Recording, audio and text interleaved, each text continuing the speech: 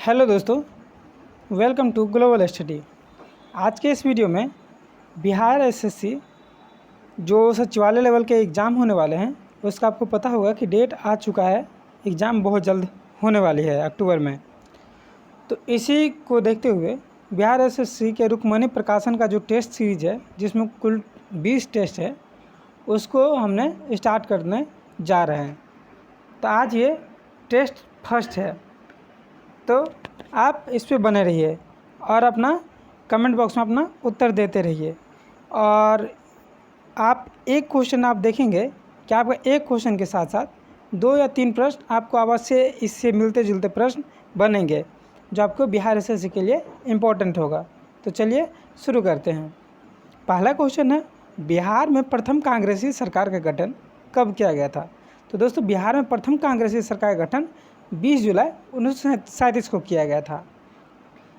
इसके जो है इसी 20 जुलाई 1937 को जो प्रथम कांग्रेसी सरकार का गठन हुआ उसमें जो है मोहम्मद यूनुस को पहला मुख्यमंत्री बनाया गया। अगला क्वेश्चन देखते हैं, स्वतंत्र भारत के संविधान के अंतर्गत पहला आम चुनाव बिहार में कब कराया गया था? तो स्वतंत्र भारत के संविधान के अंतर्गत पहला आम चुनाव बिहार में 1952 में कराया गया था। 1952 में कराया गया था। 17 अप्रैल को 1952 में चुनाव कराया गया था। जीबी मावलंकर जो है प्रथम लोकसभा अध्यक्ष बने। अगला याद रखिएगा, इसके साथ आप ये भी याद रखिएगा दोस्तों कि लोकसभा सत्र कब से, मतलब पहला सत्र कब हुआ? तो 13 मई 1952 को हुआ। लोकसभा का प्रथम सत्र जो हुआ वो 13 मई 1952 को हुआ। अगला तीसरा क्वेश्चन है कि बिहार में कुल कितने राज्य हैं? तो दोस्तों, बिहार में कुल 38 राज्य है और 38वां राज्य जो है वो कौन है? तो अरवल है। और भारत में बात कीजिएगा तो भारत में कुल कितने राज्य हैं? तो 739 राज्य है। अगला क्वेश्चन है, चौथा क्वेश्चन देखेंगे दोस्तों। चौथा क्वेश्चन है, बिहार के यात्रा करने वाले प्रथम ब्रिटिश यात्री कौन था? तो प्रथम ब्रिटिश यात्री जो है दोस्तों ये रॉल्फ फिच था। ये किसके कालीन था? तो अकबर के कालीन था।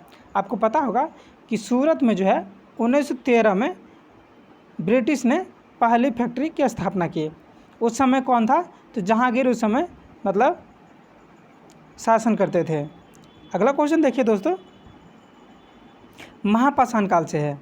तो महापाषाण है, महापाषाण क्या है दोस्तों? तो यहाँ पे ऑप्शन देखिए, आपको यदि पता है तो दोस्तों कमेंट बॉक्स में अपना उत्तर देते चलिएगा। इससे क्या होगा कि आपका प्रैक्टिस हो जाएगा। और आप ये देखिएगा कि एक क्वेश्चन आपको जो एक क्वेश्चन करवाया जा रहा है वहाँ से 2 या 3 प्रश्न एक्स्ट्रा बन जाते हैं, तो इसे भी आप साथ में याद रखिएगा। तो चलिए, इसी में है, इसका कौन है? ऑप्शन सी सही होगा, क्योंकि इसके मृतकों के प्रागैतिहासिक स्मारक कहा जाता था। ठीक है। महापाषाण काल कहाँ से, मतलब वो इसका जो है शुरुआत, मतलब खोजा कहाँ से गया? तो ये दक्षिण भारत से खोजा गया था। आप याद रखिएगा, ये मृतकों का जो अवशेष मिला है वो कहाँ से मिला है? दक्षिण भारत से मिला है। अगला देखिए दोस्तों, छठा क्वेश्चन है, दिल्ली का कौन सा सुल्तान अशोक स्तंभ को कौशाम्बी और टोपरा से दिल्ली स्थानांतरित किया था? तो कौन किया था दोस्तों? तो ये फिरोज शाह तुगलक किया था। टोपरा कहाँ पे है? तो टोपरा हरियाणा राज्य में है। और कौशाम्बी कहाँ है? तो कौशाम्बी आपको पता होगा कि ये यूपी में है। तो ये कौशाम्बी और टोपरा से जो है अशोक के स्तंभ जो है उसको दिल्ली स्थानांतरित किसने किया था? तो फिरोज शाह तुगलक ने किया था। अगला क्वेश्चन देखते हैं, 7वां क्वेश्चन है दोस्तों, निम्नलिखित घटनाक्रमों को क्रमानुसार व्यवस्थित कीजिए और नीचे दिए गए कूट का प्रयोग करते हुए सही उत्तर चुनिए। तो देखिए, आपको पता होगा कि अमृतसर घटना यहाँ पे लिखा हुआ है। अमृतसर घटना ये वही घटना है जिसको हम लोग क्या बोलते हैं? तो इसको बोलते हैं, आपको अमृतसर का जो वो हुआ था 1919 में हुआ था। ठीक है, मतलब अमृतसर का कांड बोलते हैं उसको, मतलब हरियाणा के अमृतसर का कांड बोलते हैं। और चंपारण आंदोलन आपको पता होगा 3 कठिया प्रथा इसमें आया था, 1917 का ये घटना है। और राजकुमार शुक्ल इसके नेतृत्व किए थे गांधी जी के देखरेख में। ठीक है। चौरा चौरी घटना कब हुआ था? तो 1922 में हुआ था। असहयोग आंदोलन के बाद चौरा चौरी घटना होता है, इसके साथ असहयोग आंदोलन बंद हो जाता है। और मोपला विद्रोह कब हुआ था? तो 1921 में हुआ था। ठीक है। तो इसी के साथ आप ये लगा सकते हैं कि देखिए दोस्तों, सबसे पहले कौन आ जाएगा, तो ये असहयोग मतलब चंपारण आंदोलन आ जाएगा, ठीक है, क्योंकि ये कब हुआ था, 1917 में हुआ था। इसके बाद कौन सा आ जाएगा, तो 1919 वाला आ जाएगा, अमृतसर वाला, ठीक है। पहले सी आएगा, फिर ए आएगा, फिर आप देखेंगे कि डी आएगा, और फिर क्या आएगा, तो बी आएगा। तो CADB, यहाँ पे ऑप्शन सी के साथ आप लोग जा सकते हैं। आगे का बात करते हैं दोस्तों, 8वां क्वेश्चन है, जैन, श्वेतांबर एवं दिगंबर संप्रदाय कब विभाजित हुआ था, अलग अलग कब हुआ था, ठीक है। तो ये अलग अलग कब हुआ था दोस्तों, तो ये अलग अलग हुआ था कब, तो चंद्रगुप्त मौर्य के समय में। चंद्रगुप्त मौर्य के समय में श्वेतांबर और दिगंबर 2 संप्रदाय जैन में बट गए। अब इससे मिलते जुलते प्रश्न को आप याद रखिएगा। तो मिलता जुलता प्रश्न क्या बन सकता है कि प्रथम जैन संगति कहाँ हुआ था, तो प्रथम जैन संगति पाटलिपुत्र में हुआ था, और इसके अध्यक्ष कौन थे, स्थूलभद्र इसके अध्यक्ष थे, ठीक है। जबकि द्वितीय जैन संगति का बात कीजिए तो ये वल्लभी में हुआ था, और इसके अध्यक्ष का आप लोग जो है नाम कमेंट बॉक्स में आप बताएंगे कि इसके अध्यक्ष कौन थे, ठीक है। चलिए हम आपको बता देते हैं दोस्तों, इसके अध्यक्ष कौन थे, तो सब कामी थे, ठीक है। और कल्पसूत्र भद्रबाहु ने लिखा था। कल्पसूत्र जो है जैन ग्रंथ है, एक प्रकार का जैन ग्रंथ है। इसको किसने लिखा था दोस्तों, तो भद्रबाहु ने लिखा था। अगला क्वेश्चन देखते हैं, ये 9वां क्वेश्चन है, और इसमें ये है कि प्रसिद्ध रेशम मार्ग पर किस शासकों का अधिकार था, तो प्रसिद्ध रेशम मार्ग पर कुषाणों का अधिकार था। प्रसिद्ध रेशम मार्ग पर किसका अधिकार था दोस्तों, तो कुषाणों का अधिकार था, ठीक है। और रेशम मार्ग कहाँ से शुरुआत होते थे, ये चीन से शुरुआत होते थे। आपको पता होगा कि कुषाण में कनिष्क जो राजा थे वो सबसे प्रतापी राजा थे, ठीक है। अगला क्वेश्चन देखिए, 10वां क्वेश्चन है कि किस बिहार बजट 2021 में बिहार में कहाँ पर खेल विश्वविद्यालय के स्थापना की घोषणा की गई, तो कहाँ पर स्थापना करने की घोषणा की गई दोस्तों, तो राजगीर में स्थापना करने की घोषणा की गई। अगला देखिए 11वां है कि मुबियान नामक पद्यशाली के जन्मदाता बाबर ने अपनी आत्मकथा तुजुक बाबरी किस भाषा में लिखी है, तो तुजुक बाबरी जो है फारसी भाषा में लिखा है, ठीक है। मुबियान पद्यशाली का जन्मदाता किसे कहा जाता है, तो बाबर को कहा जाता है, याद रखिएगा दोस्तों।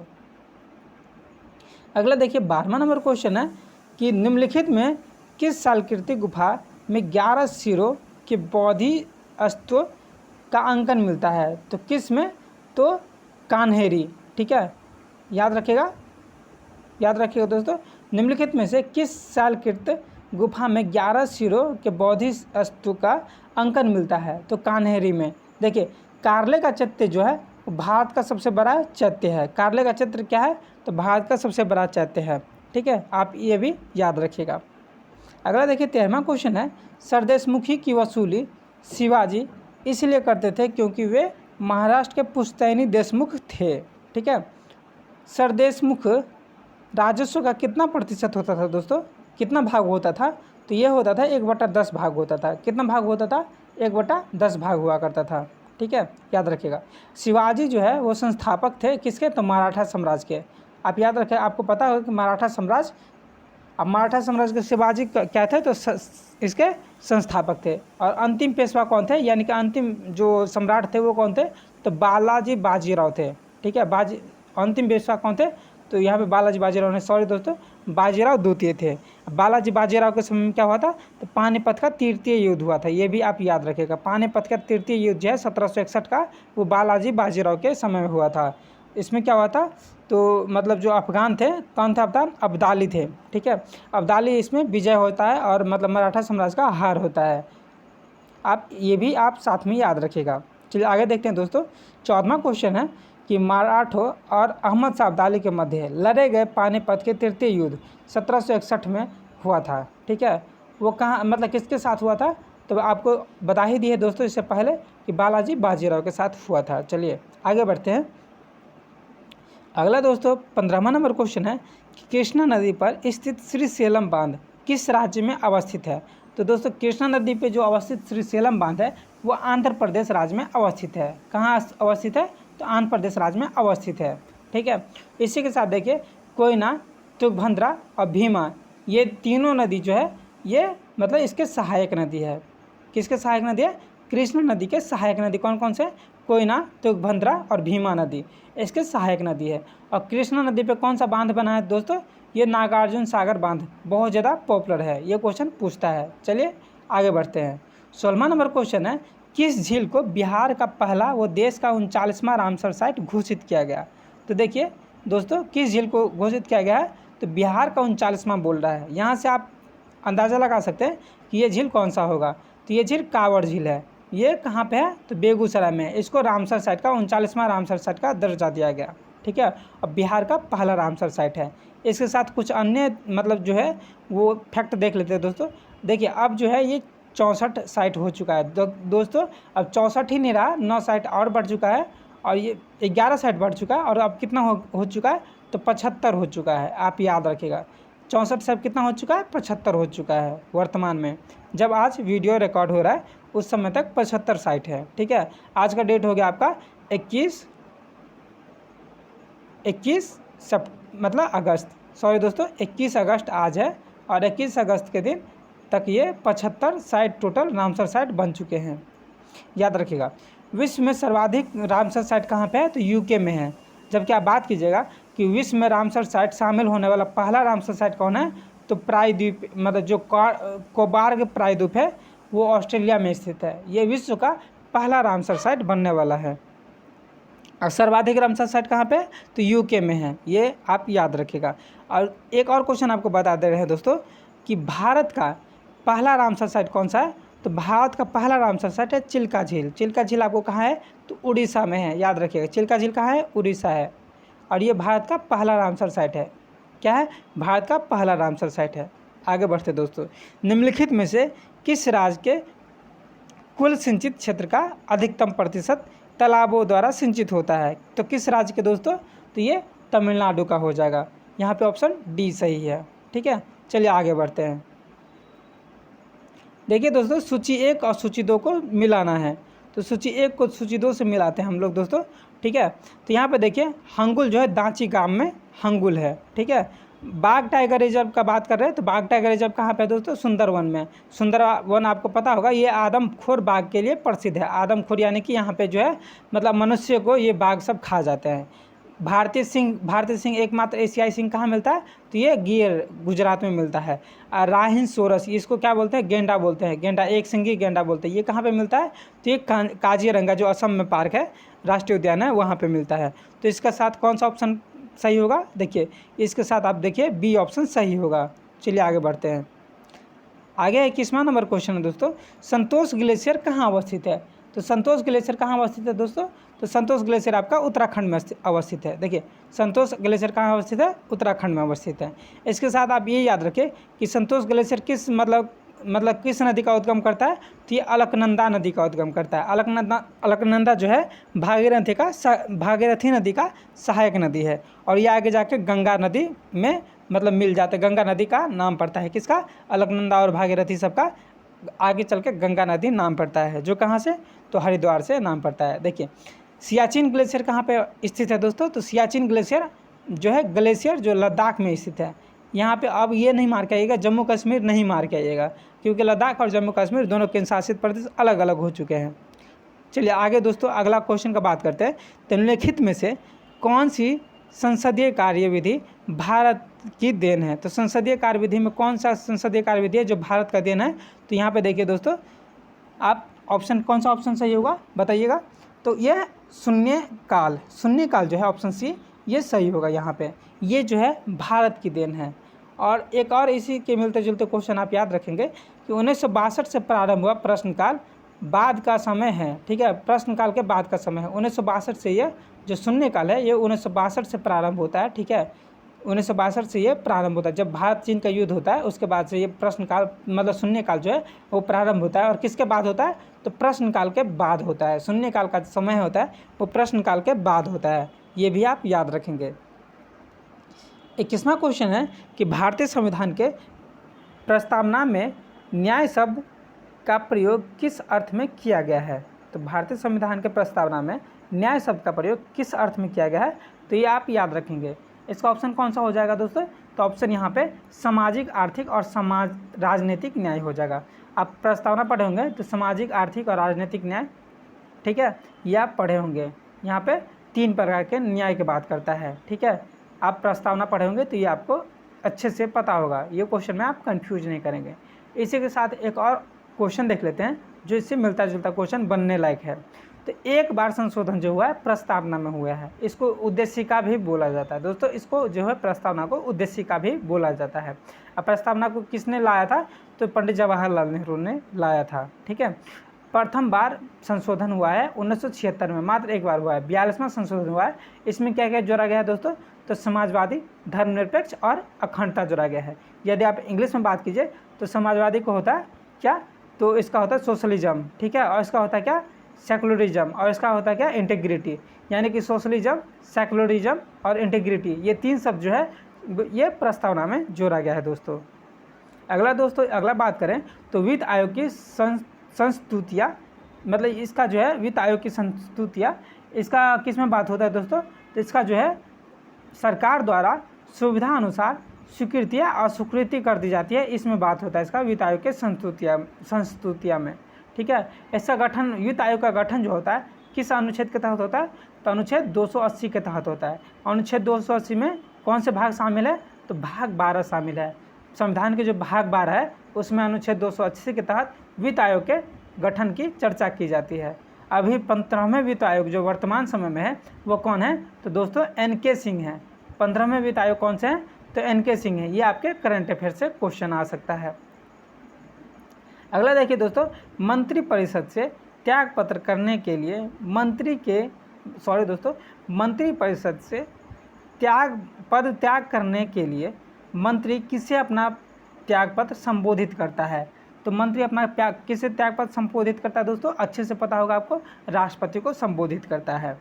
चलिए अगला देखिए, 24वां नंबर क्वेश्चन है, भारतवर्ष के लिए एक संघीय ढांचे को सर्वप्रथम किस अधिनियम द्वारा प्रस्तुत किया गया था, तो किस अधिनियम द्वारा प्रस्तुत किया गया था दोस्तों, ये आपको पता होगा, अधिनियम 1935, अधिनियम 1935 का अधिनियम से ये प्रस्तुत किया गया था। जबकि आप संसदीय प्रणाली का बात कीजिएगा तो सबसे पहले संसदीय प्रणाली जो है भारत में वो अधिनियम 1853 से ही स्टार्ट हो चुका है। 1853 में किसका शासनकाल, मतलब वो गवर्नर जनरल कौन थे, तो लॉर्ड डलहौजी थे, आपको पता होगा।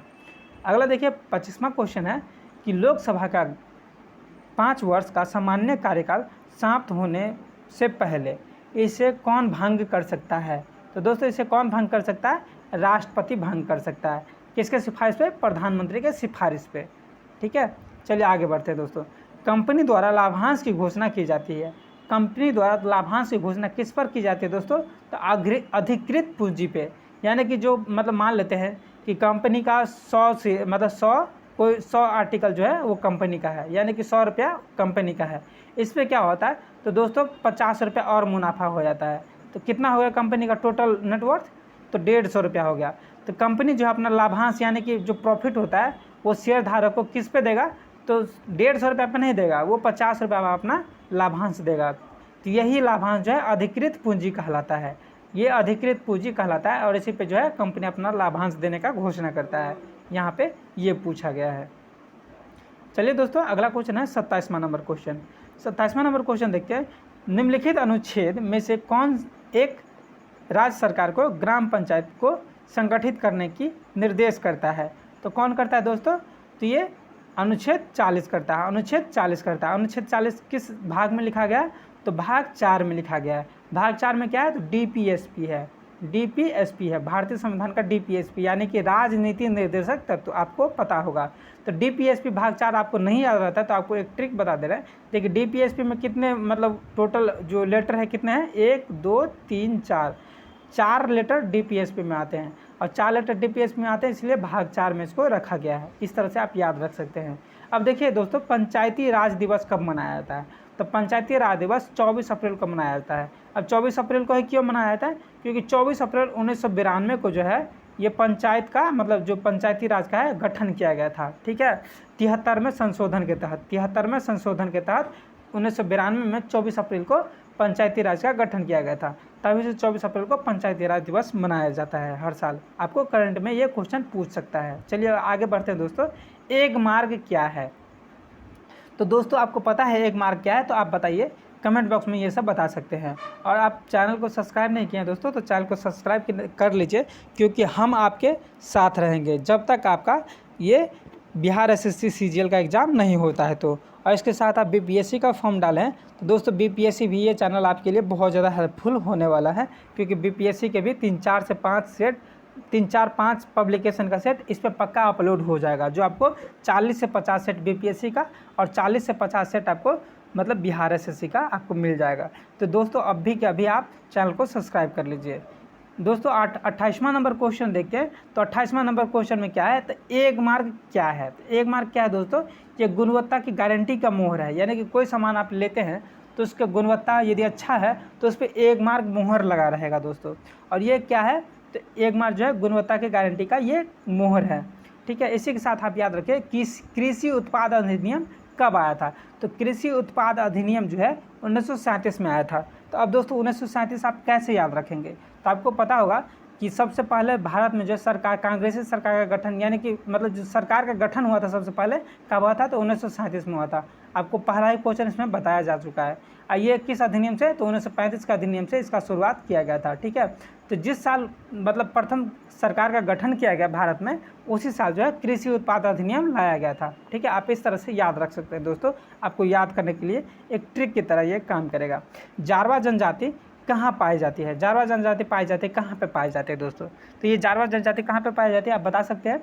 ये पाई जाती है निकोबार द्वीप समूह में। निकोबार द्वीप समूह कहाँ है, तो ये अंडमान निकोबार आपको पता होगा। ठीक है, अंडमान निकोबार से एक चीज़ और बता देते हैं, अंडमान निकोबार का जो न्यायालय है वो न्यायालय पीठ कहाँ पे है, तो ये न्यायालय पीठ बंगाल में कलकत्ता में है दोस्तों। कलकत्ता का जो न्यायालय है वो अंडमान निकोबार का भी न्यायालय इसी को बनाया गया है।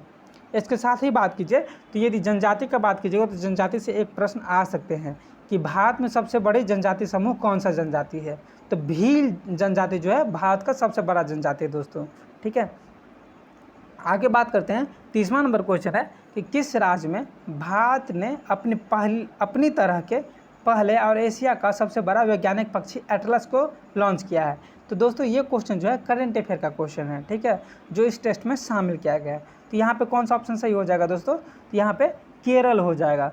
क्या हो जाएगा, केरल हो जाएगा। ठीक है, यहाँ पे केरल जो है अपने तरह का एटलस लॉन्च किया, वैज्ञानिक पक्षी एटलस लॉन्च किया है। चलिए आगे बढ़ते हैं दोस्तों। अगला क्वेश्चन कौन सा है, तो राष्ट्रपति निर्वाचन में निम्नलिखित में से कौन भाग नहीं लेता है। तो कौन भाग नहीं लेता दोस्तों, तो यहाँ पे सिर्फ लोकसभा के गैर निर्वाचित सदस्य भाग नहीं लेता है। ठीक है, लोकसभा के गैर निर्वाचित सदस्य भाग नहीं लेता है, ये ऑप्शन के अनुसार यहाँ पे ये सही होगा। लेकिन आप बात कीजिएगा राष्ट्रपति के निर्वाचन में कौन भाग नहीं लेता है, तो लोकसभा के गैर निर्वाचित सदस्य और राज्यसभा के जो 12 मनोनीत सदस्य होते हैं, जो राष्ट्रपति के द्वारा मनोनीत किया जाता है, साहित्य, खेल और मतलब इसी तरह से जो साहित्य, खेल, विज्ञान एवं तकनीकी इस क्षेत्र में जो सबसे आगे होते हैं। ठीक है, सामाजिक क्षेत्र में जो सबसे आगे होते हैं उसको इस 12 मनोनीत सदस्य में शामिल कर लिया जाता है राष्ट्रपति के द्वारा। तो ये भी राष्ट्रपति के चुनाव में भाग नहीं लेते हैं। ठीक है, तो ये है आपका मतलब ऑप्शन के अनुसार यहाँ पे देखेंगे तो लोकसभा के गैर निर्वाचित सदस्य जो निर्वाचन होके नहीं आए हैं, जो मनोनीत होके आते हैं, वो सदस्य राष्ट्रपति के निर्वाचन में भाग नहीं लेते हैं। अब आगे बात करते हैं इससे कुछ मिलते जुलते प्रश्न जहाँ से बन सकते हैं उसके बारे में। तो अनुच्छेद 54 जो है राष्ट्रपति के निर्वाचन का बात करता है। अनुच्छेद 54 राष्ट्रपति के निर्वाचन का बात करता है दोस्तों। अनुच्छेद 55 जो है उसमें निर्वाचन कैसे होगा, निर्वाचन प्रक्रिया क्या है राष्ट्रपति का, कौन कौन भाग लेंगे, निर्वाचन एकल संक्रमणीय निर्वाचन होता है आपको पता होगा। तो ये जो है ये एकल संक्रमणीय निर्वाचन की जो प्रक्रिया है वो किस में बताया गया, तो अनुच्छेद 55 में बताया गया है, ये आप याद रखेंगे। अगला है दोस्तों निम्नलिखित में कौन सा वर्गीकरण कच्ची सामग्री के आधार पर उद्योग का वर्गीकरण है। तो इसमें कौन सा ऑप्शन सही हो जाएगा दोस्तों, तो यहाँ पे हो जाएगा आधारभूत और उपभोक्ता। आधारभूत और उपभोक्ता जो है ये ऑप्शन सही होगा। आप आगे बढ़ते हैं। पुस्तक भारत के प्रधानमंत्री देश दशा दिशा के लेखक कौन है। तो दोस्तों ये भी करंट अफेयर के क्वेश्चन है। ठीक है, आपको याद रहना चाहिए क्योंकि ये क्वेश्चन सब पूछ सकते हैं। तो इसके लेखक कौन है, तो रशीद किदवई इसके लेखक है दोस्तों। आगे बढ़ते हैं, अगला क्वेश्चन देखते हैं। जो बैंक निक्षेप बना नोटिस के निकाले जा सकते हैं, निक्षेप के बिना नोटिस निकाले जा सकते हैं, उन्हें क्या कहा जाता है, उन्हें कहा जाता है, क्या कहा जाता है दोस्तों, तो आप बताइए, कमेंट बॉक्स में बताइए जो आपको पता है वो। इसको कहा जाता है दोस्तों मांग निक्षेप कहा जाता है। अब देखिए इससे संबंधित कुछ अन्य प्रश्न को देख लेते हैं। अवध बैंक जो है भारत का प्रथम व्यावसायिक बैंक है दोस्तों। अवध बैंक जो है भारत का प्रथम व्यावसायिक बैंक कौन सा है, तो अवध बैंक है।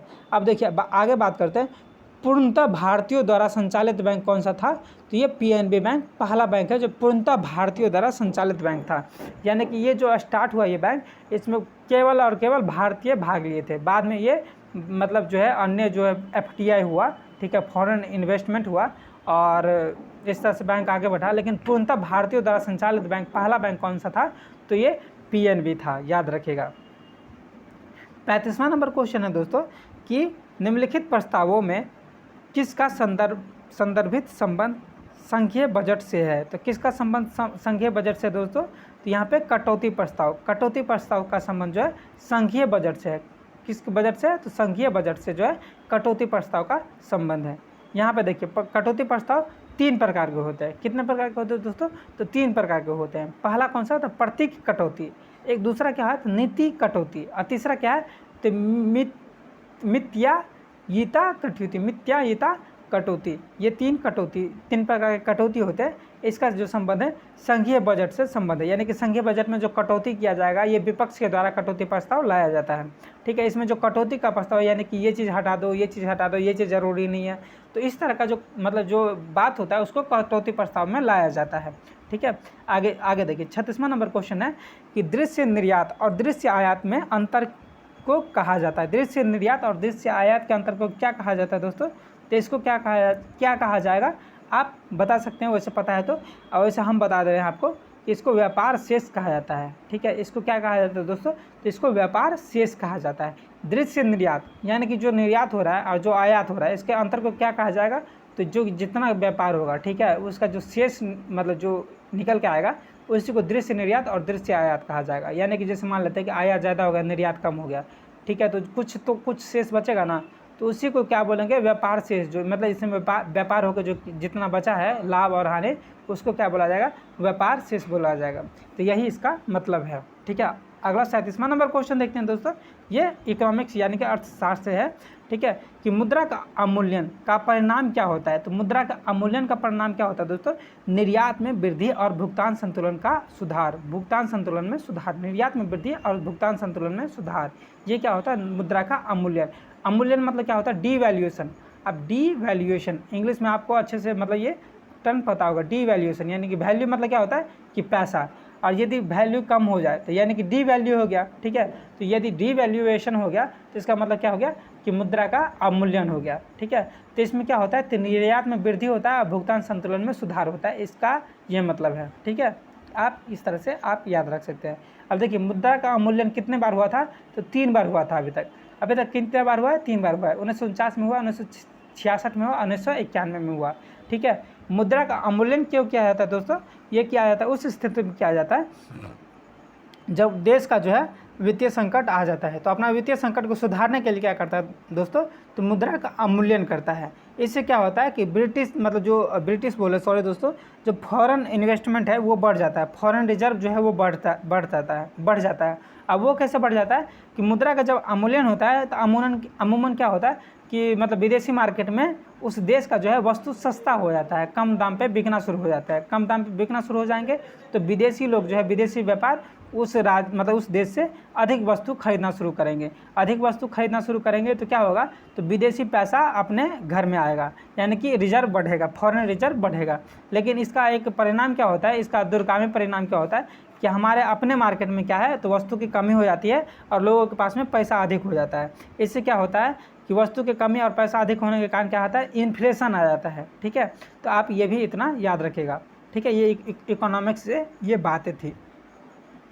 अगला देखिए दोस्तों 38वां नंबर क्वेश्चन है कि भारत में एग्रो इकोलॉजिकल जोन्स कृषि पारिस्थितिकीय क्षेत्र की कुल संख्या कितनी है। तो कृषि पारिस्थितिकीय क्षेत्रों की संख्या कुल कितनी है, तो ये कितनी है दोस्तों बताइए, इसका 20 हो जाएगा, ठीक है। कृषि पारिस्थितिकीय क्षेत्रों की संख्या कितना है, तो 20 है, ठीक है, 20 है। अब देखिए कृषि उप क्षेत्रों की, ये तो हो गया पारिस्थितिकीय क्षेत्र है, इसका उप क्षेत्र है, इसका संख्या कितना है दोस्तों, तो इसका संख्या 60 है, ठीक है। ये कृषि मतलब पारिस्थितिकीय क्षेत्रों का उप क्षेत्र जो है कितना है 60 है, और क्षेत्र कितना है तो 20 है। अब मान लेते हैं इसको एक क्षेत्र में कितना हो गया 3 हो गया, ठीक है। तो 20 क्षेत्र में कितना हो गया 60 हो गया। इस तरह से आप याद रखिएगा। देखिए तिब्बत के पठार की समुद्र तल से ऊंचाई औसत ऊंचाई कितना है, तो तिब्बत के पठार से समुद्र तल की औसत ऊंचाई कितना है दोस्तों, तो 5 किलोमीटर है। आप याद रखिएगा तिब्बत का पठार है, आपको पता होगा तिब्बत का पठार संसार का सबसे ऊंचा पठार है। इसको क्या बोला जाता है, छत भी बोला जाता है, संसार का छत बोला जाता है। यानी कि पमेर का पठार आप नाम सुने होंगे, पमेर का पठार कहाँ पे है तो तिब्बत में है, इसलिए कभी कभी इसको तिब्बत का पठार भी बोला जाता है, पमेर के पठार को। अब पमेर का पठार जो है इसको संसार का छत बोला जाता है, क्योंकि संसार के सबसे ऊंचे स्थान पे तिब्बत का पठार है, ठीक है। अब ट्रांस हिमालय का नाम सुने होंगे, ट्रांस हिमालय जो हिमालय का जो है सबसे ऊंचे भाग पर स्थित है। इसमें जो काराकोरम रेंज है ये ट्रांस हिमालय का ही भाग इसको माना जाता है, ठीक है। तो ये ट्रांस हिमालय जो है तिब्बत का ही एक क्षेत्र है, ठीक है। इसको क्या बोला जाता है, ट्रांस हिमालय बोला जाता है, ठीक है। इस तरह से आप याद रख सकते हैं दोस्तों। इससे एक और मिलता जुलता क्वेश्चन को हम लोग याद रखेंगे। तिब्बत का पठार वातावरण शुष्क स्टेपी प्रकार का होता है। तिब्बत के पठार का वातावरण किस प्रकार का होता है दोस्तों, तो शुष्क स्टेपी प्रकार के इसका वातावरण होता है। 40वें क्वेश्चन पे हम लोग आ चुके हैं दोस्तों। 40वां क्वेश्चन है, भारत में निम्नलिखित कौन सी पर्वतीय श्रेणी केवल एक ही राज्य में फैला है। तो कौन सा पर्वतीय श्रेणी केवल एक ही राज्य में फैला है, तो ये है दोस्तों आपका अजंता। अजंता जो है केवल एक ही राज्य में फैला है, ठीक है। ये कहाँ फैला है तो महाराष्ट्र में फैला है, ठीक है, महाराष्ट्र में फैला है ये अजंता की श्रेणी है। और आपको पता होगा अजंता की गुफा पढ़े होंगे, ठीक है। अजंता की गुफा बौद्ध एवं जैनों के लिए प्रसिद्ध है, ठीक है। यहाँ पे बहुत सारे कलाकृति मिलते हैं। इसके अलावा अरावली की बात करें तो अरावली जो है ये राजस्थान, गुजरात और मतलब कुछ भाग जो इसका मध्य प्रदेश में भी फैला है, ठीक है। इसके बाद सह्याद्री का बात करें तो इसको पश्चिमी घाट भी बोला जाता है। सह्याद्री को क्या बोला जाता है, पश्चिमी घाट भी बोला जाता है, ठीक है। पश्चिमी घाट में ये सह्याद्री का एक मतलब जो है पहाड़ का एक क्षेत्र है, एक रेंज है। सतपुरा का बात करें तो सतपुरा मध्य प्रदेश में फैला है, मध्य प्रदेश के साथ साथ ये गुजरात में भी फैला हुआ है, ठीक है। चलिए आगे बढ़ते हैं दोस्तों। जबकि अजंता की बात करेंगे तो अजंता सिर्फ महाराष्ट्र में फैला है। आगे बात करें दोस्तों तो 41वां नंबर क्वेश्चन है, पद्म भूषण सम्मान प्राप्त करने वाले भारत के पहले पैरा एथलीट कौन थे। तो पद्म भूषण सम्मान प्राप्त करने वाले भारत के पहले पैरा एथलीट कौन थे दोस्तों, तो देवेंद्र झाझड़िया थे। देवेंद्र झाझड़िया पहले पैरा एथलीट थे जो क्या प्राप्त किए, तो पद्म भूषण प्राप्त किए, याद रखिएगा। आगे बात करते हैं, ये जैवलिन थ्रो से संबंधित थे, भाला फेंक से संबंधित थे ये खिलाड़ी। अगला बात करेंगे 42वां नंबर क्वेश्चन को देखते हैं। तो भारतीय उपमहाद्वीप पर ग्रीष्म ऋतु में उच्च ताप और निम्न दाब हिंद महासागर से वायु का कर्षण करते हैं, जिसके कारण प्रवाहित होती है। क्या प्रवाहित होती है दोस्तों, तो आप बता सकते हैं कमेंट बॉक्स में, आपको पता है तो। वैसे हम बताते हैं आपको कि ये क्या होता है, तो दक्षिण पश्चिम मानसून होता है, ठीक है। ये देखिए एक बार और क्वेश्चन देख लीजिए, भारतीय उपमहाद्वीप पर ग्रीष्म ऋतु में उच्च ताप और निम्न दाब हिंद महासागर से वायु का कर्षण करते हैं, जिसके कारण प्रवाहित होती है। क्या प्रवाहित होती है, तो दक्षिण पश्चिम मानसून प्रवाहित होती है। इससे मिलता जुलता एक और प्रश्न याद रखिएगा दोस्तों कि भारत में वर्षा दक्षिण पश्चिम मानसून से ही जो आता है, दक्षिण पश्चिम मानसून से ही वर्षा आता है, भारत में वर्षा करवाती है। इससे आप याद रखिए काल वैसाखी, अम्र वर्षा, ये सब कहाँ होता है, काल वैसाखी कहाँ होता है, तो काल वैसाखी कहाँ होता है दोस्तों, ये पश्चिम बंगाल और असम का क्षेत्र में जो है इस जो लौटती हुआ दक्षिण पश्चिम मानसून जो लौटता हुआ मानसून है उसको काल वैसाखी बोला जाता है। जबकि अम्र वर्षा का बात करेंगे तो अम्र वर्षा किससे कहाँ बोला जाता है, तो कर्नाटक में बोला जाता है। दोस्तों ये क्वेश्चन जो है बहुत ज़्यादा इंपॉर्टेंट है, इसीलिए हम आपको बता रहे हैं, ये क्वेश्चन पूछेगा। अगला देखिए 43वां नंबर क्वेश्चन है कि भारत के निम्नलिखित क्षेत्रों में से कौन सा कपास का अधिकतम मात्रा उत्पादन करता है। तो कपास का कौन सा मतलब जो राज्य है अधिकतम मात्रा उत्पादन करता है, चाहे क्षेत्र कौन सा क्षेत्र है जो अधिकतम मात्रा उत्पादन करता है, तो उत्तर पश्चिम और पश्चिम भारत है, ठीक है। उत्तर पश्चिम और पश्चिमी भारत जो है ये कपास का उत्पादन करता है। उत्तर पश्चिम और पश्चिम भारत में कौन कौन से देश मतलब कौन कौन से राज्य आते हैं दोस्तों, तो उत्तर पश्चिम में देखिए उत्तर और पश्चिम में कौन कौन से राज्य आ जाएंगे, तो आपको गुजरात आ जाएंगे, ठीक है। इसके बाद राजस्थान के क्षेत्र आ जाएंगे, ठीक है। तो राजस्थान के क्षेत्र के बहुत कम भाग, जैसे बात करें बहुत कम भाग में ये कपास होता है। जैसे बात करें कहाँ होता है, तो अमूमन कहाँ होता है, तो गुजरात में होता है, मध्य प्रदेश में होता है। और इसका सबसे बड़ा भाग जो है कपास उत्पादन का वो महाराष्ट्र है, ठीक है, कर्नाटका है। तो महाराष्ट्र में आपको अमूमन बहुत ज़्यादा कपास की खेती होते हैं। कपास में अग्रणी स्थान पे कौन सा है, तो महाराष्ट्र राज्य है। ये उत्तर पश्चिम और पश्चिमी भारत के ये राज्य है। अगला बात करें दोस्तों, अलमाटी बांध किस नदी पर है, तो अलमाटी बांध को किस नदी पर है दोस्तों, तो आप याद रखिएगा, कृष्णा नदी पे अलमाटी बांध है। और यह बांध कब बन के तैयार हो गया था, 2005 में बन के ये तैयार हो गया था, ठीक है। चलिए आगे बढ़ते दोस्तों। देश के निम्नलिखित किस राज्य में सबसे पहले सूर्योदय होता है, तो आपको ये बहुत अच्छे से पता होगा दोस्तों। ये क्वेश्चन जो है बहुत हलवा टाइप का क्वेश्चन है, इसको आपको बताने की ज़रूरत नहीं है, और आप सभी को पता होगा कि अरुणाचल प्रदेश में सबसे पहले सूर्योदय होता है। सूर्योदय सबसे पहले अरुणाचल प्रदेश में होता है, और सूर्यास्त जो से है सबसे बाद में किस राज्य में होता है, तो सूर्योदय सबसे बाद में मतलब वो गुजरात में होता है। और सबसे पहले सूर्यास्त कहाँ होता है, तो ये अरुणाचल प्रदेश में होता है। निम्नलिखित का सही कालानुक्रम क्या होगा, तो निम्नलिखित का सही कालानुक्रम क्या होगा दोस्तों, शिमला समझौता। देखिए शिमला समझौता कब हुआ था, तो 1972 में हुआ था। 1971 में आपको पता होगा दोस्तों, 1971 में क्या हुआ था, तो भारत और पाकिस्तान का एक युद्ध हुआ था, जिसमें बांग्लादेश जो है एक अलग राज्य के रूप में उभर के आया, हम लोग विजय रहे थे। तो इसी के बाद क्या होता है, तो इंदिरा गांधी के टाइम में शिमला समझौता होता है। फरक्का समझौता भी भारत पाकिस्तान के बीच में ही हुआ था, फरक्का डैम को लेकर के। और ये कहा मतलब भारत और बांग्लादेश के बीच में हुआ था दोस्तों, सॉरी पाकिस्तान, उस समय जो है पाकिस्तान का ही भाग था। बाद में ये मतलब जो है 1971 में जो है बांग्लादेश अलग राज्य के अलग देश के रूप में सामने आता है। तो फरक्का समझौता हुआ कहाँ, किसके बीच में, तो भारत और बांग्लादेश के बीच में, कि बांग्लादेश को कितना पानी देना चाहिए और कितना पानी को रोक लेना चाहिए। ये फरक्का समझौता हुआ 1975 में। भारत सोवियत संधि कब हुआ, तो 1971 में हुआ दोस्तों, ठीक है। भारत सोवियत संधि कब हुआ, तो 1971 में हुआ। और ताशकंद समझौता आपको पता होगा कि लाल बहादुर शास्त्री के समय में हुआ था, और ये कब हुआ था, 1966 में हुआ था। तो अब आपको अच्छे से मतलब जो है इसका ऑप्शन आप टिक कर लेंगे कि कौन सा ऑप्शन सही होना चाहिए। तो यहाँ पे देखिए सबसे पहले कौन सा होगा, तो चौथा होगा, क्योंकि चौथा 1966 में हुआ था, तो इसीलिए 4 होगा। इसके बाद क्या होगा, तो आपको पता है, देखिए 4 एक ही ऑप्शन में, तो इसीलिए यहाँ से ये ऑप्शन ये टिक कर सकते हैं। वैसे देखिए आप, तो 4 के बाद कौन सा होगा, तो भारत सोवियत संधि कब हुआ था, 1971 में हुआ था, तो 2 होगा, ठीक है। इसके बाद देखिए शिमला समझौता 1972 में होता है, तो 1 होगा। और सबसे लास्ट में कौन होता है, फरक्का समझौता हुआ था, ये कब हुआ था, 1975 में हुआ था, तो ये 3 होगा। चलिए आगे बढ़ते हैं दोस्तों। भारत के बाहर विश्व के पहले योग विश्वविद्यालय का उद्घाटन कहाँ हुआ, तो विश्व के पहले योग विश्वविद्यालय का उद्घाटन कहाँ हुआ दोस्तों, तो लॉस एंजलिस में हुआ। लॉस एंजलिस में विश्व का पहला योग विश्वविद्यालय का उद्घाटन हुआ। योग विश्वविद्यालय का उद्घाटन हुआ कहाँ, तो लॉस एंजलिस में। अगला बात करते हैं, विश्व खाद्य पुरस्कार द्वारा किस भारतीय को सम्मानित किया गया है, तो ये किस भारतीय को सम्मानित किया गया दोस्तों, आपको किस भारतीय को सम्मानित किया गया, तो ये 48 का डॉक्टर शकुंतला हरक सिंह थिलसेट को सम्मानित किया गया। किससे सम्मानित किया गया, डॉक्टर शकुंतला हरक सिंह थिलसेट को सम्मानित किया गया है। चलिए दोस्तों आगे बढ़ते हैं, 1 मिनट दोस्तों। अगला क्वेश्चन देखते हैं दोस्तों। अगला है 49 नंबर क्वेश्चन है, निम्नलिखित में से किस राज्य ने मार्च 2023 तक सभी घरों में नल कनेक्शन देने की योजना बनाई है, तो ये कौन सा राज्य है दोस्तों, तो ये राज्य है आपका अरुणाचल प्रदेश। अरुणाचल प्रदेश जो है मई 2023 तक, मार्च 2023 तक अरुणाचल प्रदेश जो है सभी घरों में नल कनेक्शन देने की योजना बनाई है। चलिए आगे बढ़ते हैं। हाल ही में नासा द्वारा जारी 10 नए अंतरिक्ष यात्री की सूची में किस भारतीय को शामिल किया है, तो ये 10 नए अंतरिक्ष यात्रियों की सूची में किस भारतीय को शामिल किया है दोस्तों, तो ये अनिल मेनन को शामिल किया। अनिल मेनन को शामिल किया है। ये नासा द्वारा 10 अंतरिक्ष यात्री की सूची में अनिल मेनन जो है भारतीय, उसको शामिल किया गया है। चलिए आगे देखते हैं, ये अभिक्रिया से संबंधित है, ये रसायन का क्वेश्चन है, इसको देख लेते हैं।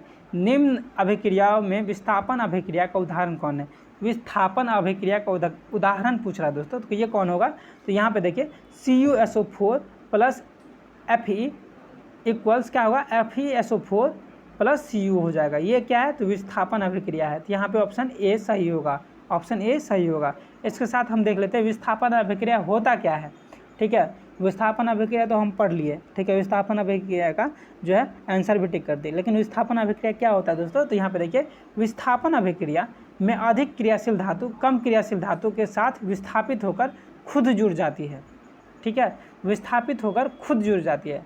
तो यहाँ पे देखिए CuSO4 Fe के साथ अभिक्रिया करता है और क्या करता है, FeSO4 जुड़ जाता है और विस्थापित हो जाता है कौन, तो Cu विस्थापित हो जाता है, कॉपर विस्थापित हो जाता है। ठीक है, तो ये विस्थापित अभिक्रिया से एक जो है क्वेश्चन था। अगला है 52वां नंबर क्वेश्चन है, चावल की खेती के लिए आदर्श जलवायु परिस्थितियाँ हैं। आदर्श जलवायु परिस्थितियाँ क्या है दोस्तों, तो यहाँ पे ऑप्शन ए सही हो जाएगा। ये 100 सेंटीमीटर से अधिक वर्षा चाहिए और 25 डिग्री सेल्सियस से ऊपर ताप चाहिए। किसके लिए, तो धान की खेती करने के लिए, चावल की खेती करने के लिए। ठीक है, अब देखिए अंतर्राष्ट्रीय चावल अनुसंधान केंद्र कहाँ पे है दोस्तों, तो मनीला में है। अंतर्राष्ट्रीय चावल अनुसंधान केंद्र कहाँ पे है, तो मनीला में है। और हमारे देश में चावल अनुसंधान केंद्र कहाँ पे है, तो कटक में है। कटक आप याद रखिएगा, कटक में हमारे देश में चावल अनुसंधान केंद्र है। और चावल अनुसंधान केंद्र कटक कहाँ पे है, तो उड़ीसा के अंदर है। उड़ीसा के अंदर है। ये क्वेश्चन आप खुद से पूछ सकता है। ऐसा क्वेश्चन जो है ये बिहार SSC का देखें फेवरेट क्वेश्चन रहा है। यदि आप पिछले ईयर का क्वेश्चन देखें, प्रीवियस ईयर का क्वेश्चन देखें, तो ऐसे क्वेश्चन बहुत बार पूछे हैं दोस्तों। अब देखिए 53वां नंबर क्वेश्चन है कि प्राणियों और पादपों की जातियों में अधिकतम विविधता मिलती है। प्राणियों और पादपों की जातियों में अधिकतम विविधता जो है वो मिलती है।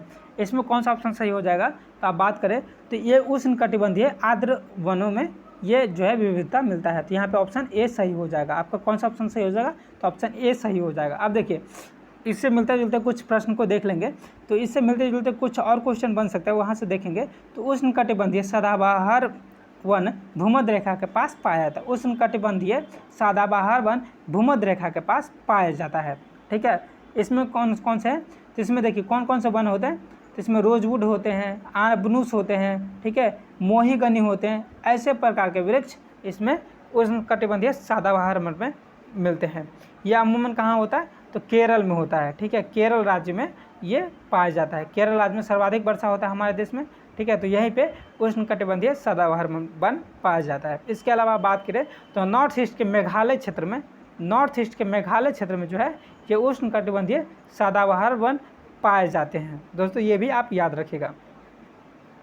भारी मशीनों में स्नेहक के रूप में निम्नलिखित में से किस वस्तु का इस्तेमाल किया जाता है। तो किस वस्तु का इस्तेमाल किया जाएगा दोस्तों, आपको अच्छे से पता होगा ये क्वेश्चन कि ग्रेफाइट का इस्तेमाल किया जाता है। ठीक है, भारी मतलब मशीनों में स्नेहक के रूप में ग्रेफाइट का इस्तेमाल किया जाता है। ग्रेफाइट क्या है दोस्तों, तो ये एक अधातु है, लेकिन ये विद्युत सुचालक है। विद्युत यानी कि इसमें विद्युत प्रवाहित हो सकता है, लेकिन ये एक अधातु है। ये कार्बन का अपरूप है। यहाँ से ये 2-3 चीज़ आप याद रखिएगा।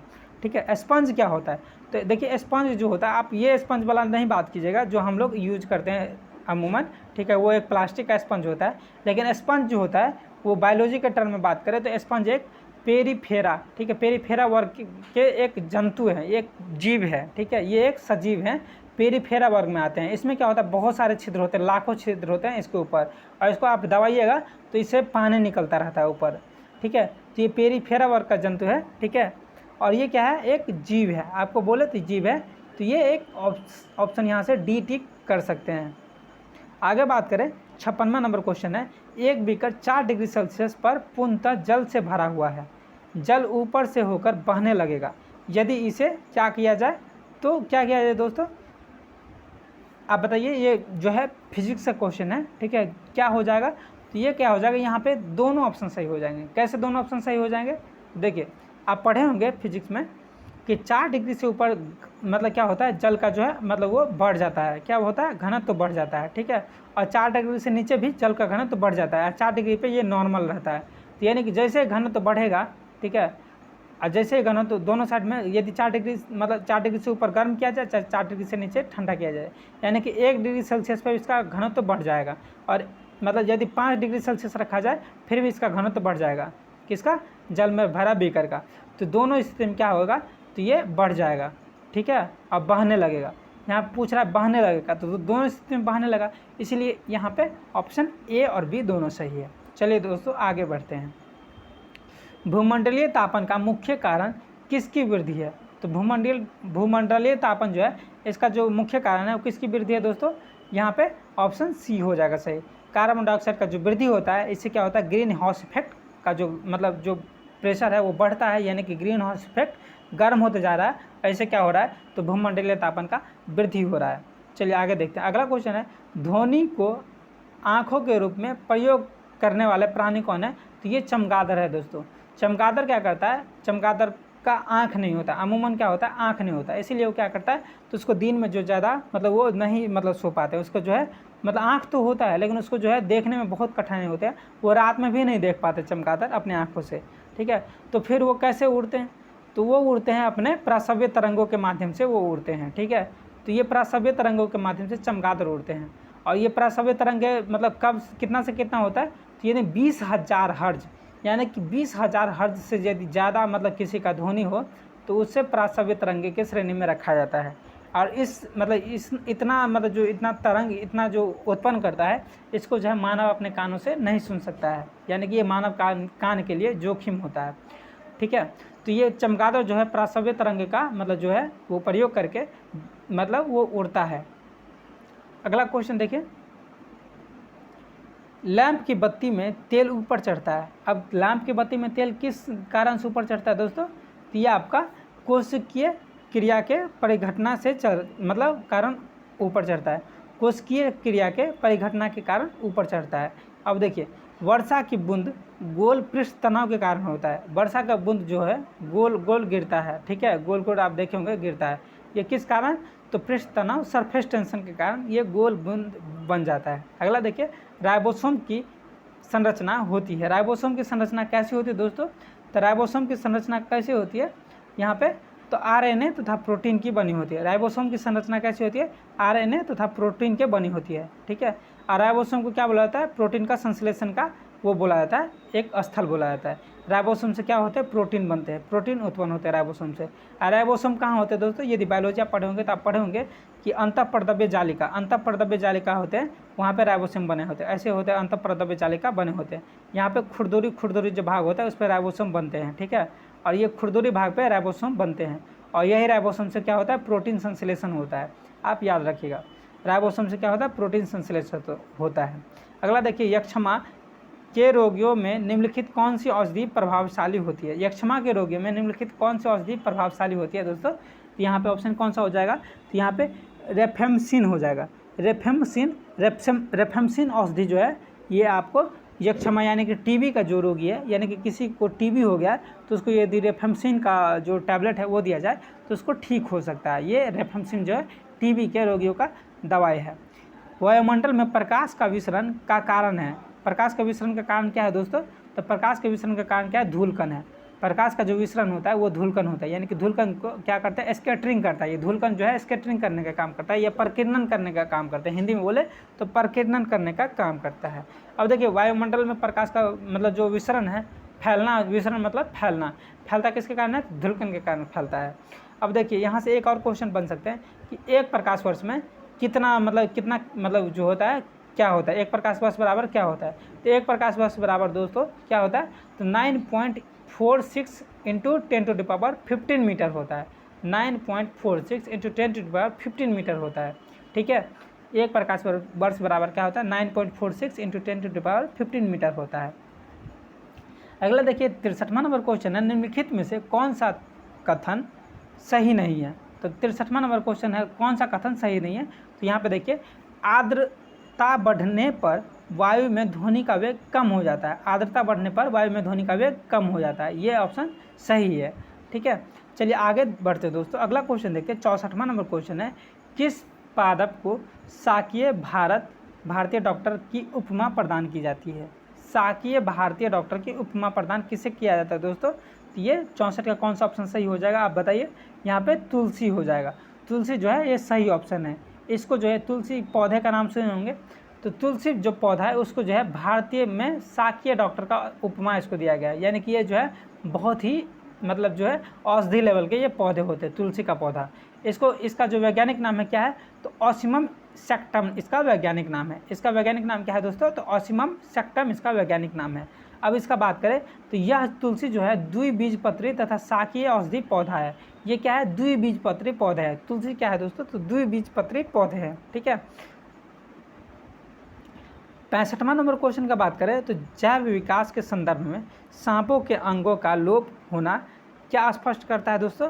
जैव विकास के संदर्भ में सांपों का जो है वो मतलब जो अंग है वो उसका लोप हो चुका है, अभी वर्तमान समय में बात करेंगे तो वो क्या स्पष्ट करता है?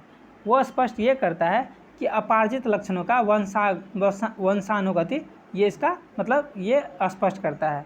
अब इसका सिद्धांत कौन दिया था? ये जो डार्विन है, इसका जो प्राकृतिक चयनवाद का प्रतिपादक है वो डार्विन ने दिया था। इसका कहने का मतलब ये था कि प्राकृतिक में जो है जीव एक दूसरे के मतलब प्रजाति जो है दिनों दिनों बदलते गए हैं, और वो जो है समय के अनुकूल जो है उसका अंग जो है वो लोप होते गया है। यानी कि पहले बात करें तो छिपकली की तरह सांप होगा, ठीक है, छिपकली की तरह पैर होगा सांप का, लेकिन वो उस पैर को जो है सांप मतलब यूज नहीं करते होंगे। इसके कारण क्या हुआ, तो उसका वंशानुगति में चेंज आया, और ये अभी वर्तमान समय में देखेंगे तो ये बदल चुका है। सांप जो है अब मतलब ऐसे ऐसे आप देखे होंगे सांप क्या करती है, इस तरह से सांप चलता रहता है, ठीक है। तो ये क्या हुआ है, तो चेंज हो गया है, ठीक है। तो ये प्राकृतिक चयनवाद के प्रतिपादक कौन थे, तो डार्विन थे। और जैव विकास मतलब कल्पना के जनक कौन थे, तो जैव विकास कल्पना के जनक कौन है, तो एम्पीडोक्लीज है। एम्पीडोक्लीज जो है जैव विकास कल्पना के जो है जनक है। अगला देखिए दोस्तों, 66वां नंबर क्वेश्चन है, एक पिन पर 2 बल नीचे की तरफ जो है चित्र के अनुसार बल लगाता है, ठीक है। तो इसमें क्या सही होगा, कैसे गति करेगा, इसके बारे में पूछ रहा है। दोस्तों ये बहुत ही हल्का क्वेश्चन है, आप देख करके बता सकते हैं। इसमें जो है बच्चा भी बता देगा कि इसमें क्या है। देखिए 8 न्यूटन पूरब की ओर खींचा जाता है, ठीक है, एक पिन को, और 8 न्यूटन पश्चिम की तरफ भी खींचा जाता है। तो इसमें कोई बदलाव होगा दोस्तों, ठीक है। यदि ज़्यादा बल लगाएंगे तो ये बीचों बीच टूट जाएगा, और ये इधर की तरफ भागेगा और ये इधर की तरफ भागेगा, यही होगा। लेकिन ये दोनों बराबर बल लगा रहे हैं तो ये इसमें कोई बदलाव नहीं होगा। तो यहाँ पे क्या होगा, ऑप्शन सी सही होगा, किसी भी दिशा में नहीं बदलाव होगा, ठीक है। अगला क्वेश्चन देखते हैं, 67वां नंबर क्वेश्चन है, क्वथन होता है। क्वथन क्या होता है दोस्तों, यहाँ पे क्वथन क्या होता है, तो क्वथन का बात करें तो एक निश्चित तापक्रम पर जो पानी उबलता है, ठीक है, उसको क्या बोलते हैं, क्वथन बोलते हैं, ठीक है। एक निश्चित तापक्रम, जो एक निश्चित तापक्रम होता है उस पर पानी जो है उबलना स्टार्ट होते हैं। यानी कि देखिए यदि पानी का ही बात करें तो पानी जो है 100 डिग्री सेल्सियस पे उबलना स्टार्ट होता है। इसका मतलब ये नहीं कि जो पानी उबलता है वो 100 डिग्री सेल्सियस ही होता है, समझे। बात है ये है कि पानी जो उबलता है 100 डिग्री सेल्सियस पे उबलना स्टार्ट होता है, तो इसी को क्वथनांक बिंदु बोलते हैं, ठीक है। 100 डिग्री सेल्सियस को क्वथनांक बिंदु बोलते हैं। यानी कि पानी उबलने में यदि हीट बढ़ाया जाए तो 100 डिग्री सेल्सियस पे क्या 200 डिग्री सेल्सियस पे भी पानी उबलता ही रहेगा, लेकिन जो है क्वथनांक बिंदु जो है मिनिमम कितना डिग्री पे होता है, तो 100 डिग्री सेल्सियस पे होता है। तो देखिए जल का क्वथनांक कितना है, 100 डिग्री सेल्सियस है, और हिमांक कितना है, 0 डिग्री सेल्सियस पे है। यानी कि जल मतलब जल को जमाया जाए तो 0 डिग्री सेल्सियस पे जल जमना स्टार्ट हो जाता है, ठीक है, और जम जाएगा। इसके अलावा देखिए जो क्वथनांक क्या होगा दोस्तों, यहाँ पे एक निश्चित तापक्रम होगा, एक निश्चित तापक्रम होगा जहाँ पे ये मतलब जल जो है उबलना स्टार्ट होगा, चाहे कोई भी वस्तु उबलना स्टार्ट हो जाएगा। अगला देखिए 68वां नंबर क्वेश्चन है, एक मतलब 11Na22, यहाँ पे 11Na22 से एक बीटा उत्सर्जन के बाद बनने वाला पदार्थ है। तो 11Na22 यानी कि Na जो है सोडियम है यहाँ पे, और 11 क्या है और मतलब 22 क्या है दोस्तों, तो 22 आपका हो गया परमाणु संख्या, और मतलब प्रोटॉन की संख्या जो है 11 हो गया, ठीक है। तो यहाँ पे क्या बोल रहा है कि एक बीटा उत्सर्जक मतलब के बाद बनने वाला पदार्थ क्या होगा, तो एक बीटा उत्सर्जक के बाद बनने वाला पदार्थ क्या होगा दोस्तों यहाँ पे, तो यहाँ पे मैग्नीशियम हो जाएगा। क्या हो जाएगा दोस्तों, तो यहाँ पे मैग्नीशियम हो जाएगा, ठीक है। यहाँ पे सोडियम के बाद एक बढ़ जाएगा, एक बीटा बढ़ जाएगा, यानी कि इसमें कोई परिवर्तन नहीं होता है, ठीक है। तो यानी एक बीटा बढ़ेगा तो एक बीटा मतलब एक परमाणु संख्या सोडियम बढ़ जाएगा, तो सोडियम का एक परमाणु संख्या बढ़ जाएगा तो कितना हो जाएगा, मैग्नीशियम हो जाएगा, ठीक है। सोडियम का जस्ट बाद क्या आता है, मैग्नीशियम आता है। आपको पीरियोडिक टेबल अच्छे से याद होगा। अगला देखिए 69 नंबर क्वेश्चन देखते हैं, बात करते हैं हम।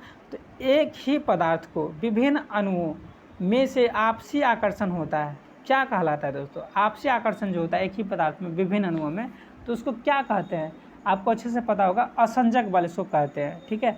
असंजक बल इसको कहते हैं, आपसी अणु का जो है आकर्षण होता है उसको क्या बोलते हैं, असंजक बल होते हैं। इसका मतलब उदाहरण क्या है, तो गूंद आप देखे होंगे, तो गूंद में जो है आपसी अणु जो होता है चिपके हुए रहता है, इसीलिए क्या होता है गूंद को चिपकाएंगे यदि पेपर पे तो तुरंत चिपक जाएगा, ठीक है। मतलब उसका जो आसंजक बल होता है बहुत ज़्यादा होता है, ठीक है। फेविक्विक का उससे भी ज़्यादा होता है, फेविक्विक का आसंजक बल बोलिएगा तो उससे भी ज़्यादा होता है। अब देखिए आसंजक बल क्या है, तो एक ही पदार्थ के विभिन्न अणुओं में जो आपसी आकर्षण होता है वह आसंजक बल कहलाता है। क्या होता है, आसंजक बल कहलाता है। अगला देखिए 70वां नंबर क्वेश्चन है, उत्तल लेंस की फोकस दूरी की अधिकतम होती है। उत्तल लेंस की फोकस दूरी किस में अधिकतम होती है, तो आप बता सकते हैं दोस्तों किस में अधिकतम होती है। इसमें तो लाल प्रकाश की मतलब लाल प्रकाश में जो होता है उत्तल लेंस की फोकस दूरी अधिकतम होती है। अब ये कैसे अधिकतम होती है, तो देखिए लाल प्रकाश का जो है 7800 एंगस्ट्रॉम है, ठीक है, जबकि बैगनी का बात कीजिएगा तो 3900 एंगस्ट्रॉम है, ठीक है। एंगस्ट्रॉम जो है ये किसको सूचित करता है, तो तरंगदैर्घ्य को सूचित करता है, यानी कि लाल का तरंगदैर्घ्य कितना होगा, तो 7800 होगा, जबकि बैगनी का बात करें तो 3900 होगा। इसलिए उत्तल लेंस पर फोकस दूरी जो है अधिकतम किस पे होगा, तो लाल पे होगा, और लाल रंग का तरंगदैर्घ्य सबसे अधिक होता है। अगला बात करें 71वां नंबर क्वेश्चन का बात करें तो कृत्रिम उपग्रह में सरल लोलक की आवर्तकाल होगा। कृत्रिम उपग्रह में सरल लोलक का जो है सरल लोलक उसका आवर्तकाल कितना होगा दोस्तों, तो ये अनंत होगा। सरल लोलक का आवर्तकाल कितना होगा, तो अनंत होगा, ठीक है। अगला बात करें 72वां नंबर क्वेश्चन है कि नीचे दिए हुए चित्र में परिपथ को चित्रांकित उपकरण के नाम पे नाम लिखे। तो उपकरण का नाम लिखने के लिए बोल रहा है। अब देखिए यहाँ पे ये हो गया, ठीक है। अब क्या बोल रहा है कि ये उपकरण कौन कौन सा है, ठीक है। यहाँ पे जो 1 है और 2 है, यहाँ पे 1 में कौन सा उपकरण लगेगा और 2 में कौन सा उपकरण लगेगा, इसका जो है नाम क्या है, यहाँ पे नाम पूछा जा रहा है हम लोगों से, ठीक है। तो कौन कौन क्या नाम होगा दोस्तों यहाँ पे, ठीक है। तो यहाँ पे यदि नाम का बात करें हम तो नाम कौन कौन सा होगा, 1 में वोल्ट मीटर हो जाएगा और 2 में क्या हो जाएगा, अमीटर हो जाएगा। 1 में क्या हो जाएगा, वोल्ट मीटर हो जाएगा 1 में, और 2 में क्या हो जाएगा, अमीटर हो जाएगा। यहाँ पे V हो जाएगा और यहाँ पे क्या हो जाएगा, A हो जाएगा। ए की किससे सूचित किया जाता है, आई से सूचित किया जाता है। एमीटर का ये विद्युत धारा होता है, ए यहाँ पे एमीटर और यहाँ पे क्या हो जाएगा, वोल्ट मीटर हो जाएगा, ठीक है। चलिए आगे बढ़ते। इससे अलावा ये देख लीजिए एनीमोमीटर से हवा की शक्ति की गति मापा जाता है। एनीमोमीटर से क्या किया जाता है, तो हवा की जो शक्ति होती है उसकी गति मापा जाता है, किस यंत्र से, एनीमोमीटर से, याद रखिएगा। चलिए 73वां नंबर क्वेश्चन है कि एक ऐसा उदाहरण जिससे विद्युत ऊर्जा का प्रकाश ऊर्जा में स्थानांतरण स्पष्ट होता है। एक ऐसा उदाहरण जिससे विद्युत ऊर्जा को प्रकाश ऊर्जा में स्थानांतरण स्पष्ट होता है, वो कौन सा उदाहरण है दोस्तों, तो ये कौन सा उदाहरण है, तो ये आपका विद्युत धारा से बल्ब का जलना। विद्युत धारा से विद्युत यदि प्रवाहित किया जाता है तो बल्ब जलने लगता है, ठीक है। आप देखे होंगे विद्युत प्रवाहित किया जाता है तो बल्ब क्या होता है, तो जलने लगता है, प्रकाश देने लगता है।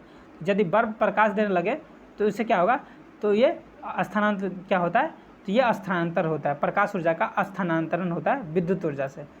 ये इसका उदाहरण है। अब देखिए इसमें क्या लिखा हुआ है, एक्स्ट्रा क्वेश्चन आपको कहाँ से बन सकता है, तो विद्युत बल्ब में टंगस्टन का फिलामेंट प्रयोग होता है। विद्युत बल्ब में क्या होता है, तो टंगस्टन का जो फिलामेंट बना होता है, ये यदि ऐसा आप देखे होंगे कि बल्ब में इस प्रकार का होता है, लगा होता है, ठीक है। यदि बल्ब है, ठीक है, तो इसमें टंगस्टन ये वाला जो भाग है ये टंगस्टन का बना होता है। चलिए आगे बात करते हैं। 74वां नंबर क्वेश्चन है, यदि किसी सरल लोलक की लंबाई बढ़ा दिया जाए तो उसके दोलन काल पर क्या प्रभाव पड़ता है। तो उसके दोलन काल पर क्या प्रभाव पड़ेगा दोस्तों, उसका दोलन काल क्या होगा, तो बढ़ जाएगा। उसका दोलन काल क्या होगा, तो बढ़ जाएगा। चलिए अगला क्वेश्चन देखते हैं। ये देखिए ये एक मतलब जो है आपका मतलब बात करें तो एक क्वेश्चन पूछा हुआ है आपको न्यूमेरिकल टाइप का। ये न्यूमेरिकल किससे है, तो फिजिक्स से है। यहाँ पे देख लेते हैं, ये न्यूमेरिकल छोटा था तो आपको हम मतलब यहीं पे बता देने की कोशिश किए, आप समझ जाएंगे क्या बोल रहा है। तो बोल रहा है कि 220 वोल्ट पर किसी विद्युत बल्ब में तंतु जो है वो 0.2 एम्पियर धारा 10 मिनट तक बहती है, ठीक है। इसमें कितनी विद्युत ऊर्जा व्यय होगा, तो P बराबर क्या होता है, VI होता है। आप सभी को पता होगा P बराबर क्या होता है, VI होता है।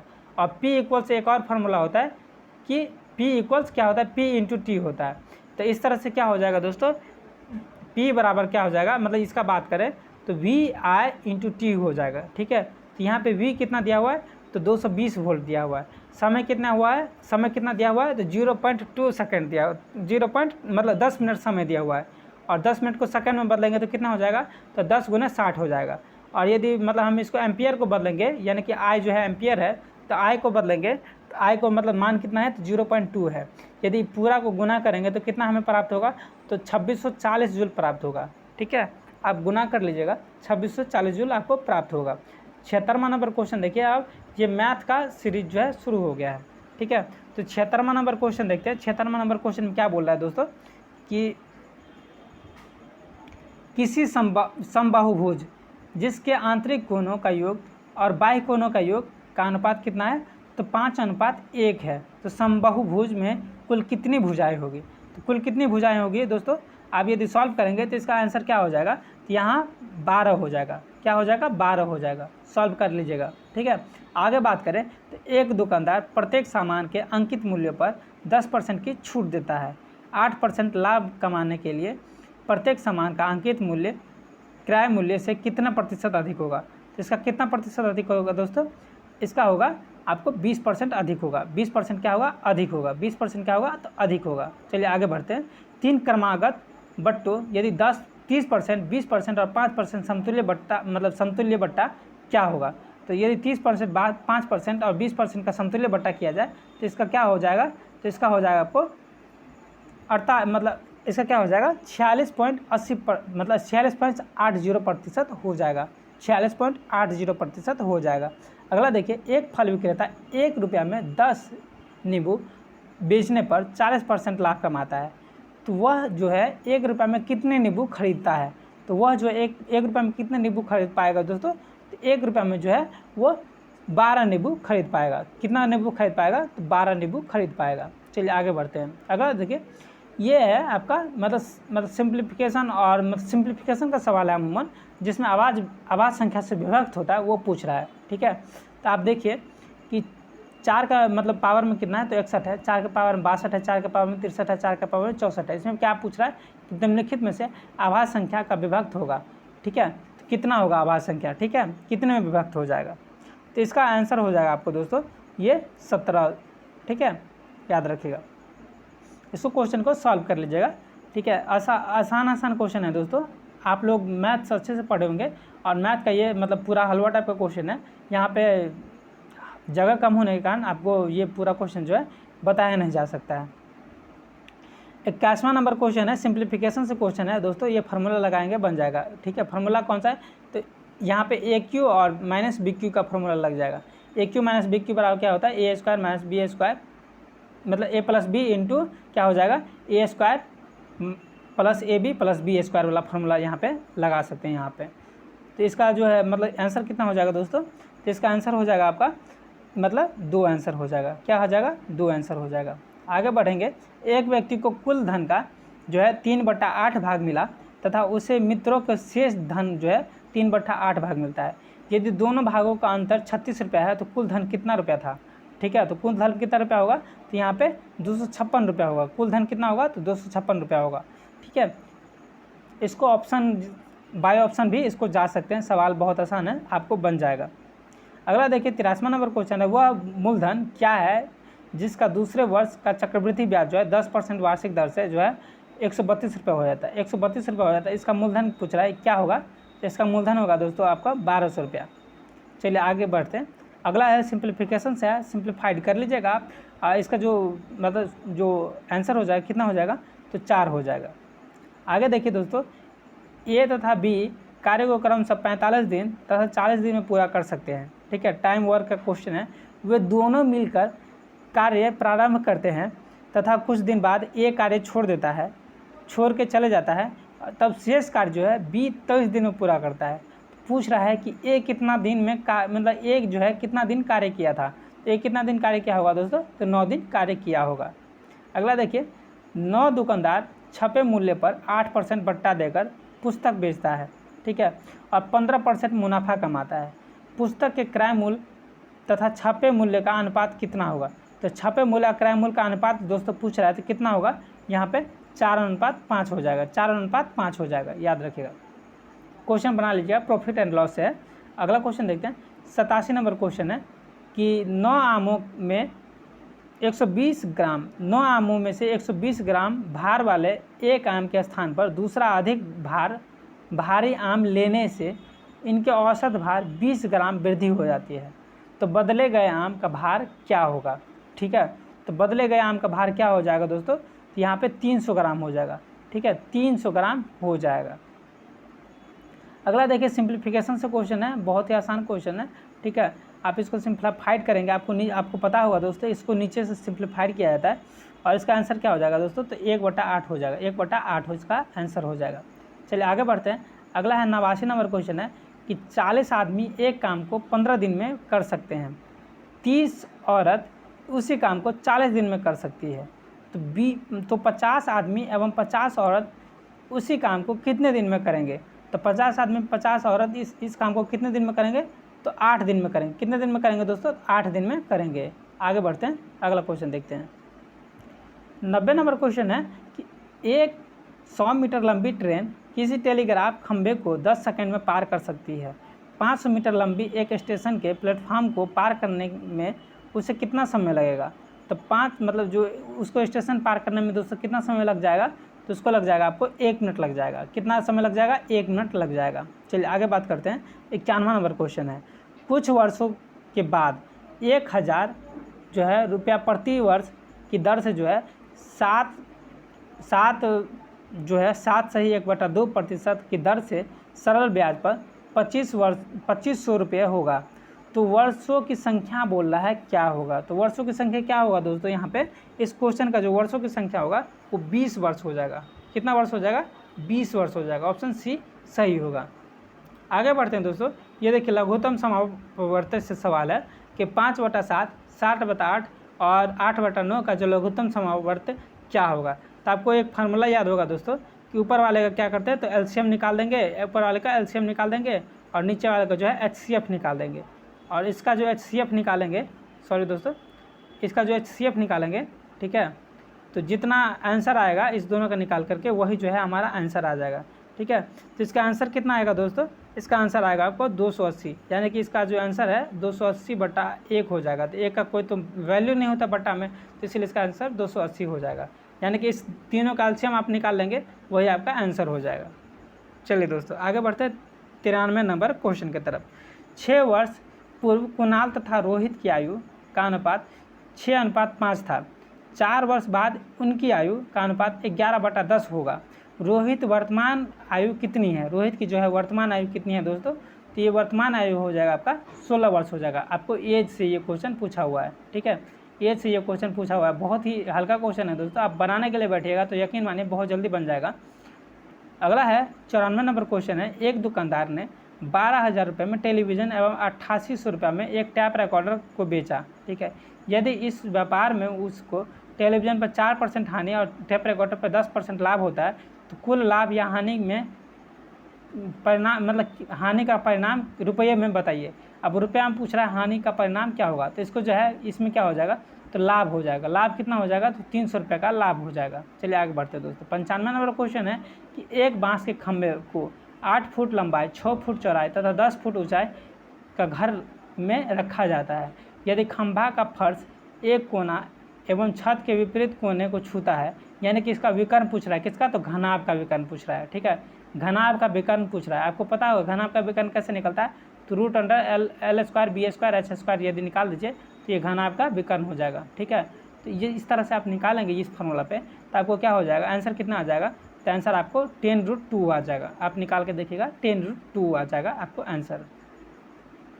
अगला देखिए दोस्तों, राम हरि एवं साधु के साझेदारी यानी पार्टनरशिप से ये सवाल है। आप सवाल को मतलब जो है ये बनाइएगा और इसका आंसर आपको कितना आ जाएगा दोस्तों, इसका आंसर आ जाएगा आपको 360 रुपये। पार्टनरशिप का ये सवाल है। ठीक है, इसका आंसर कितना आ जाएगा, तो 360 रुपये आंसर आ जाएगा।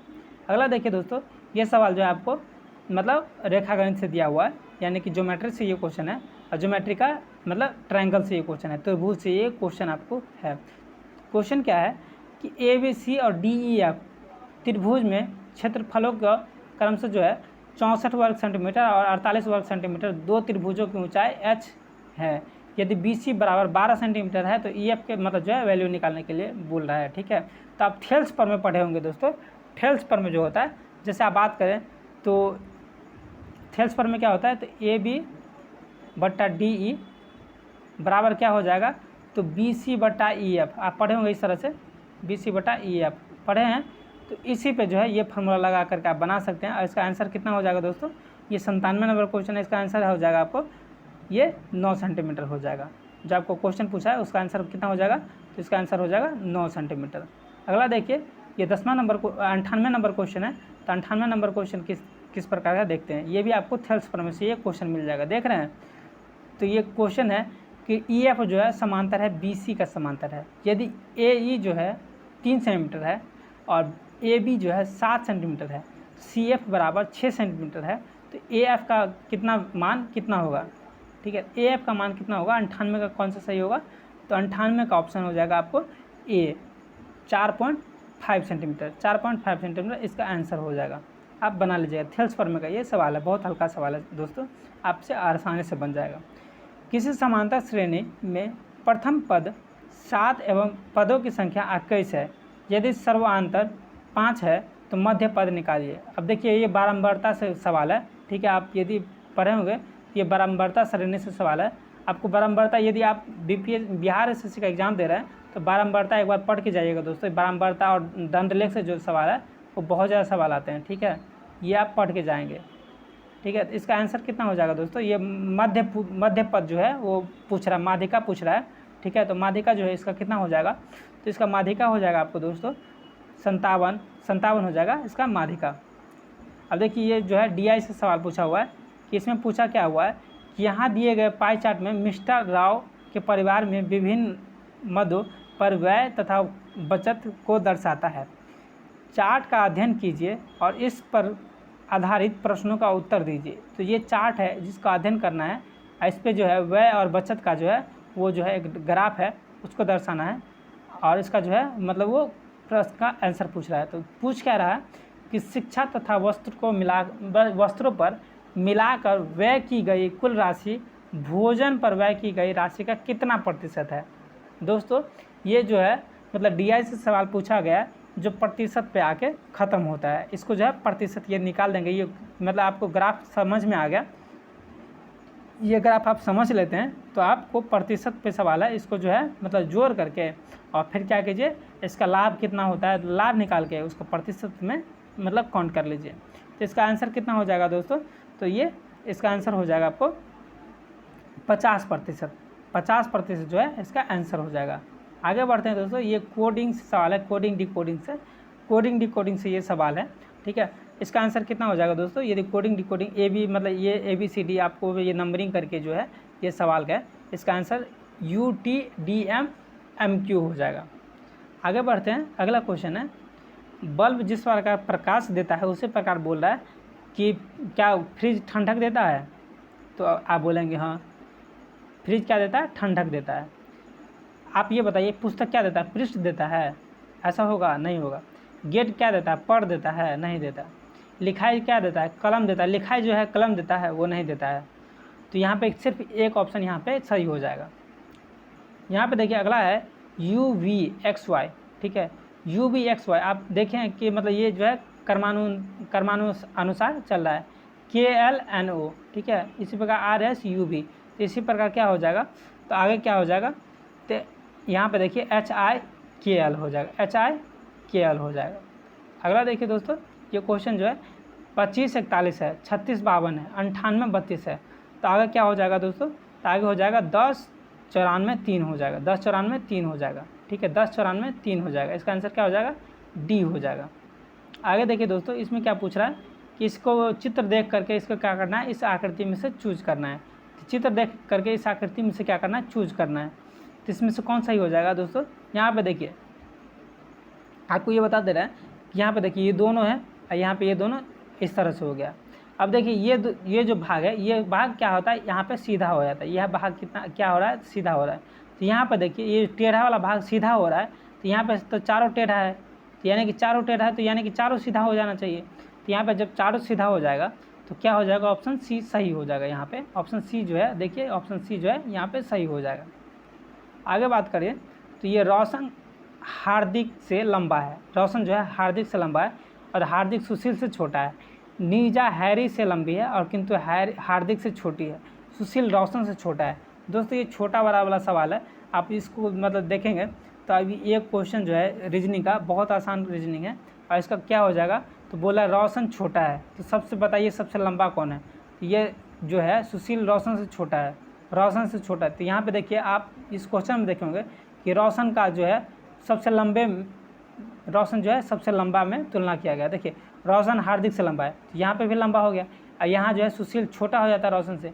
और देखिए हार्दिक जो सुशील से छोटा है, हार्दिक है सुशील से छोटा है, तो यहाँ पे रोशन क्या हो जाएगा, सबसे लंबा हो जाएगा, याद रखिएगा। यदि अनिल सुशील से कम तेज दौड़ता है, यहाँ पे वही बात है, अनिल सुशील से कम तेज़ दौड़ता है और सुशील सूरज जितना तेज़ दौड़ता है किंतु उससे तेज़ नहीं दौड़ता है। तो सूरज दौड़ता है, कितना दौड़ता है सूरज, ठीक है। तो यहाँ पे सूरज का बारे में पूछ रहा है, तो सूरज कितना दौड़ता है, अनिल से अधिक तेज़ दौड़ेगा, ठीक है। अनिल से क्या होगा, अधिक तेज़ दौड़ेगा, अनिल से क्या होगा, अधिक तेज़ दौड़ेगा। चलिए दोस्तों आगे बढ़ते हैं, अगला क्वेश्चन देखते हैं। अगला है देखिए आपको, मतलब ये एनालॉजी से क्वेश्चन है, एनालॉजी से क्वेश्चन है। आप देखिए 5 के बाद क्या हो रहा है, तो 11 हो रहा है, 11 के बाद क्या हो रहा है, 17 हो रहा है, 17 के बाद क्या हो रहा है, 23 हो रहा है, 23 के बाद क्या हो रहा है, तो 31 हो रहा है, ठीक है। 31 के बाद क्या होगा दोस्तों, तो 31 के बाद क्या होगा, तो यहाँ पे देखिए 31 के बाद हो जाएगा आपको 37। अब बोलेंगे ये कैसे हो रहा है, तो 5 के बाद कितना बढ़ रहा है, तो 6 बढ़ रहा है। यहाँ पे कितना बढ़ रहा है, 11 के बाद 6 बढ़ रहा है। 17 के बाद कितना बढ़ रहा है, तो 17 के बाद बोलेंगे आप 6 बढ़ रहा है। 31 के बाद कितना बढ़ रहा है, 23 के बाद कितना बढ़ रहा है, 6 बढ़ रहा है। इसी के बाद कितना बढ़ेगा, 6 बढ़ेगा, ठीक है। आसान क्वेश्चन था। अगला क्वेश्चन की तरफ देखिए, ZXUQL, ठीक है। आप देख रहे हैं कि ये जो है एक निश्चित क्रम से पीछे की तरफ जा रहा है। देखिए L के बाद क्या होगा, Q होगा, Q के बाद क्या होगा, U होगा, U के बाद क्या होगा, X होगा, X के बाद क्या होगा, Z होगा। तो आपको पता होगा L से जो पहले संख्या होगा वही होगा, ठीक है। और ये एक जो है निश्चित क्रम में जो है नीचे की तरफ घट रहा है। एक जो निश्चित क्रम में घट रहा है तो ये क्वेश्चन जो है आसान हो जाता है दोस्तों। और एल के मतलब निश्चित क्रम में घट रहा है तो क्या होगा, एफ जो है इसका सही आंसर होगा। अब देखिए ये एनालॉजी से क्वेश्चन है, ठीक है। ये सादृश्यता क्वेश्चन है और इस क्वेश्चन को क्या करना है, बनाना है, ठीक है। तो यहाँ पर देखिए दोस्तों 3 और 3 क्या होता है, 9 होता है। और 9 क्या है, और 9 मतलब 9 और 5 कितना होता है, तो 9 5 बोलेंगे 14 होता है, ठीक है। आप देखिए ये क्वेश्चन जो है आसान है थोड़ा, इसको जो है मतलब आपको सॉल्व करना पड़ेगा। इसका वैसे आंसर कितना होगा दोस्तों, तो इसका आंसर होगा आपको, इसका आंसर आपको 130 हो जाएगा। कितना हो जाएगा दोस्तों, 130 हो जाएगा, 130 हो जाएगा इसका आंसर। अगला देखिए 11वां नंबर क्वेश्चन है कि मैदान, घर, कमरा और हॉल, ठीक है। अब देखिए मैदान, घर, कमरा और हॉल, ये क्वेश्चन बहुत ही आसान है। अब बोलेंगे कैसे आसान है, तो यहाँ पे देखिए आप एक चीज़ देख रहे होंगे कि घर जो है, घर, कमरा और हॉल, ये है एक मतलब आपको ओवरऑल घर से संबंधित है। ये तीनों चीज़ एक ही जगह उपलब्ध होते हैं। लेकिन मैदान कहाँ होता है, मैदान सभी जगह उपलब्ध होते हैं, जहाँ पे खाली है वो मैदान है। तो मैदान यहाँ पे बाहर है, यहाँ पे हट जा रहा है, तो यहाँ पे 11 का ए होगा आंसर। 12वां नंबर क्वेश्चन देखते हैं। तो 12वां नंबर क्वेश्चन मतलब ये मतलब जो है कोडिंग डिकोडिंग नंबरिंग से क्वेश्चन है। तो 112वां नंबर क्वेश्चन का क्या होगा आंसर दोस्तों, तो ऑप्शन डी होगा इसका आंसर। क्या होगा, ऑप्शन डी इसका आंसर होगा, ठीक है। ये क्वेश्चन जो है आप सॉल्व करने की कोशिश करिएगा दोस्तों, ठीक है। बहुत आसान क्वेश्चन है, सॉल्व करने की कोशिश कीजिएगा। वैसे आपको बता दें कि ABCD, वैसे PQRS, वैसे JKLM। यहाँ पे देखिए U भी तो हो रहा है, WY हो रहा है। यहाँ पे UV के बाद क्या होना चाहिए, XY होना चाहिए, तब ये सही हो जाता है। लेकिन ये थोड़ा अल्टर हो जा रहा है। तो ये क्वेश्चन सब आसान है दोस्तों, आप सॉल्व करेंगे तो यकीन मानेंगे ये क्वेश्चन आपसे सॉल्व हो जाएगा। अगला देखिए 113वां नंबर क्वेश्चन में क्या है, ये एक मतलब नंबरिंग का क्वेश्चन है, ठीक है। और इसका जो सही उत्तर क्या हो जाएगा दोस्तों, ये मतलब सही उत्तर क्या हो जाएगा, तो 15 से 66 इसका सही उत्तर हो जाएगा, ठीक है। ये बेमेल है, बाद बाकी सब मेल खा रहा है, ठीक है। आगे बढ़ते हैं 114वां नंबर क्वेश्चन की तरफ बढ़ते हैं। तो 114वां नंबर क्वेश्चन को देखिए दोस्तों, ये पासा का क्वेश्चन है, पासा का क्वेश्चन है। 114वां नंबर क्वेश्चन क्या है, तो पासा का क्वेश्चन है। अब देखिए दोस्तों यहाँ पे भी एक बुन का, देखिए ये क्वेश्चन बहुत आसान है, ठीक है। आपको यहाँ पे बताया जा सकता है इसलिए बता दे रहा है। देखिए यहाँ पे एक मतलब बिंदु है, यहाँ पे 2 बिंदु है, यहाँ पे भी देखिए एक बिंदु है, यहाँ पे 2 बिंदु है। यहाँ पे ये दोनों मेल खा रहा है, तो ये क्या होगा, ये दोनों एक दूसरे के विपरीत होगा, यानी कि 5 जो है ये 4 के विपरीत होगा, ठीक है। 5 जो है वो 4 के विपरीत होगा, यानी कि 5 ऊपर होगा तो 4 नीचे होगा। अब क्वेश्चन क्या पूछ रहा है, देखिए क्वेश्चन पूछ रहा है आपको कि नीचे एक पासे को 2 स्थितियाँ दिखाई गई है, कौन सी फलक 5 के सामने होगा। तो दोस्तों 5 के यदि 2 मतलब आपस में मिल रहा है तो 5 के सामने क्या होगा, तो 4 होगा। यहाँ पे ऑप्शन डी सही हो जाएगा, ठीक है। 115वां नंबर क्वेश्चन देखेंगे। तो वैकल्पिक उत्तरों में कौन सा अक्षर समूह खाली स्थानों में क्रमवार से रख दिए जाए तो श्रृंखला पूरी करेगी। तो क्रमवार से रख दिया जाए तो श्रृंखला पूरी करेगी। ये बहुत आसान क्वेश्चन है दोस्तों। अब आसान कैसे है, देखिए आज के बाद आप ये क्वेश्चन जो है कभी छोड़ के नहीं आएंगे, ठीक है। ये क्वेश्चन कैसे छोड़ के नहीं आएंगे वो हम आपको बता रहे हैं। अब देखिए आप ही बताइए, ठीक है, कि आप ही बताइए कि यहाँ पे बी से पहले क्या आता है। बी से पहले क्या आता है, देखिए बी से पहले क्या आता है, यहाँ पे बी जो है बी के बाद मतलब बी के पास खाली है, तो यहाँ पे हमेशा देखिए बी मतलब बी जो है बी से पहले क्या आता है, तो ए आता है। यहाँ पे भी देखिए बी से पहले क्या आ रहा है, ए आ रहा है।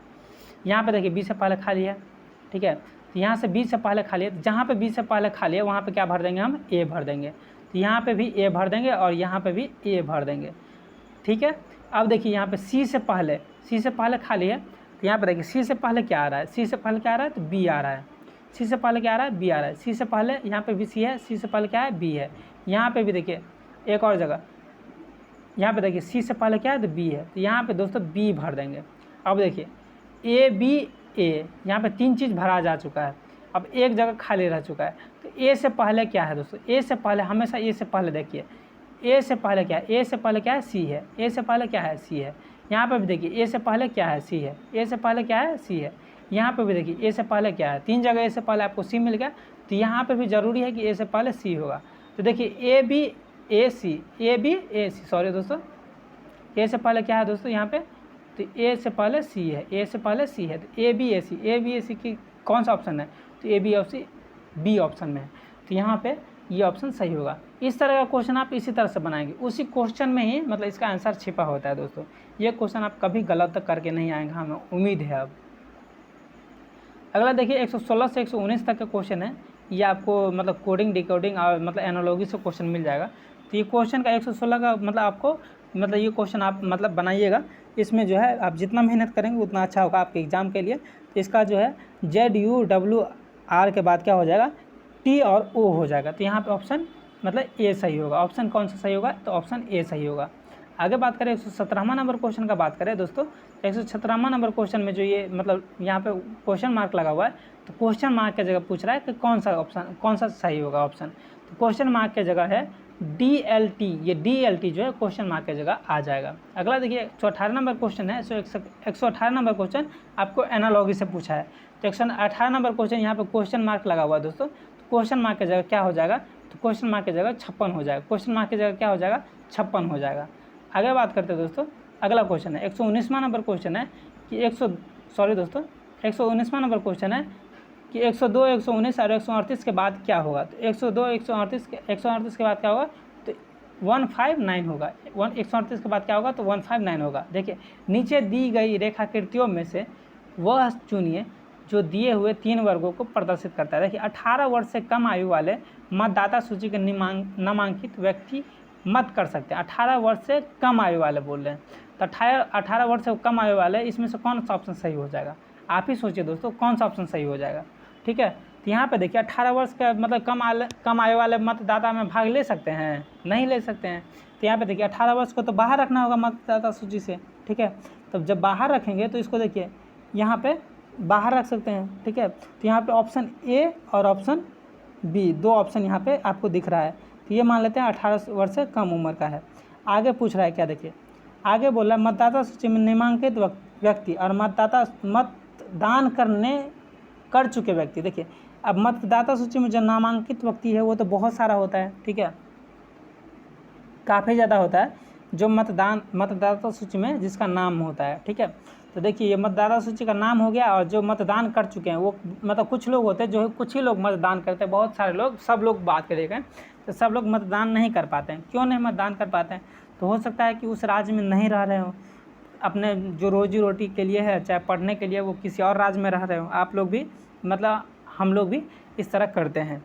तो जब अमूमन इस तरह से होता है कि मतदान सूची में बहुत सारे लोग का होता है, नाम होता है, और मतदान बहुत कम लोग कर पाते हैं। तो इस तरह का आपको ग्राफ बन रहा है, ठीक है। अब देखिए ये ग्राफ सही हो सकता है कि मतदान सूची में नाम है, लेकिन हाँ वो वोट दे रहा है, लेकिन कुछ ही लोग वोट दे रहा है, कुछ लोग वोट नहीं दे रहा है, ऐसा नहीं हो सकता दोस्तों। इसलिए ऑप्शन बी गलत हो जाएगा, ठीक है। ऑप्शन बी जो है सही तरह से नहीं बैठ रहा है, फिट नहीं बैठ रहा, तो यहाँ पे ऑप्शन ए सही होगा, ठीक है। तो आप याद रखिएगा 120 का ऑप्शन ए सही होगा। अगला देखिए ये मतलब जो है मतलब इसका जो है बहुत आसान क्वेश्चन है, आप इसको इस तरह से बना सकते हैं। अब देखिए दोस्तों क्या है, इसको पूरा करना है, तो एक ग्राफ है। अब देखिए इतना को हम देखेंगे, क्वेश्चन मार्क जो लगा है इसको देखेंगे, तो इसको देखिए कि इस तरह से आप मतलब इतना बना हुआ है। अब इसमें क्या पूरा करना है, इसमें पूरा करना है ये कि ये जो रेखा है ये यहाँ से यहाँ जाएगा और ये यहाँ से इस तरह से आएगा, तो ये यहाँ से यहाँ जाएगा, यहाँ से इस तरह से आएगा। तो इस तरह का मतलब जो चित्र है वो कहाँ पे बन रहा है, देखिए इस तरह का चित्र कहाँ पे बन रहा है, तो यहाँ पे बन रहा है। तो ऑप्शन यहाँ पे कौन सा ऑप्शन सही हो जाएगा, 121 का कौन सा ऑप्शन सही हो जाएगा दोस्तों, तो 121 का जो है ऑप्शन आपको बी सही हो जाएगा। 121 का कौन सा ऑप्शन सही हो जाएगा, तो ऑप्शन बी सही हो जाएगा। चलिए आगे बात करते हैं। अगला है दोस्तों CAT बराबर कितना होता है, 5 होता है। CAT बराबर कितना होता है, तो 5 होता है। उसी तरह से BAT बराबर कितना होता है, 58 होता है।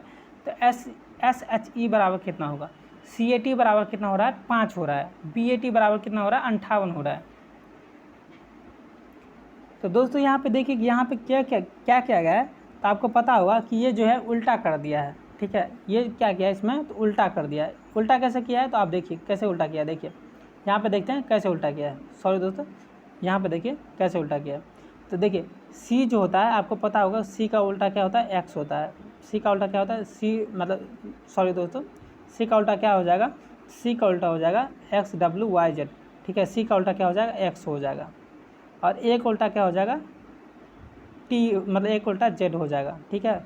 और T का उल्टा क्या हो जाता है, तो G हो जाता है। T का उल्टा क्या होता है, G हो जाता है। अब देखिए G के X कितने नंबर पे है, तो X 24 नंबर पे है, ठीक है। आप बोलेंगे हाँ। Z कितने नंबर पे, 26 नंबर पे है, तो बोलेंगे हाँ। और G कितने नंबर पे, तो G बोलेंगे आप 7 नंबर पे आता है, ठीक है। 24, 26 और 7 को जोड़ेंगे तो कितना हो जाएगा, 57 हो जाएगा। उसी प्रकार बैट को जो है 58 नंबर पर रखा गया है, ठीक है। तो SHE का जो है, S का उल्टा क्या हो जाएगा, HE का उल्टा क्या हो जाएगा, H का उल्टा क्या हो जाएगा, E का उल्टा क्या हो जाएगा, आप देखिएगा। और इसका इसी तरह से इसका आंसर क्या हो जाएगा, तो इसका आंसर हो जाएगा आपको 49 हो जाएगा, ठीक है। जिस तरह से हम आपको वो विधि बताएं वही इसी तरह से यहाँ पे लागू होता है, अप्लाई होता है।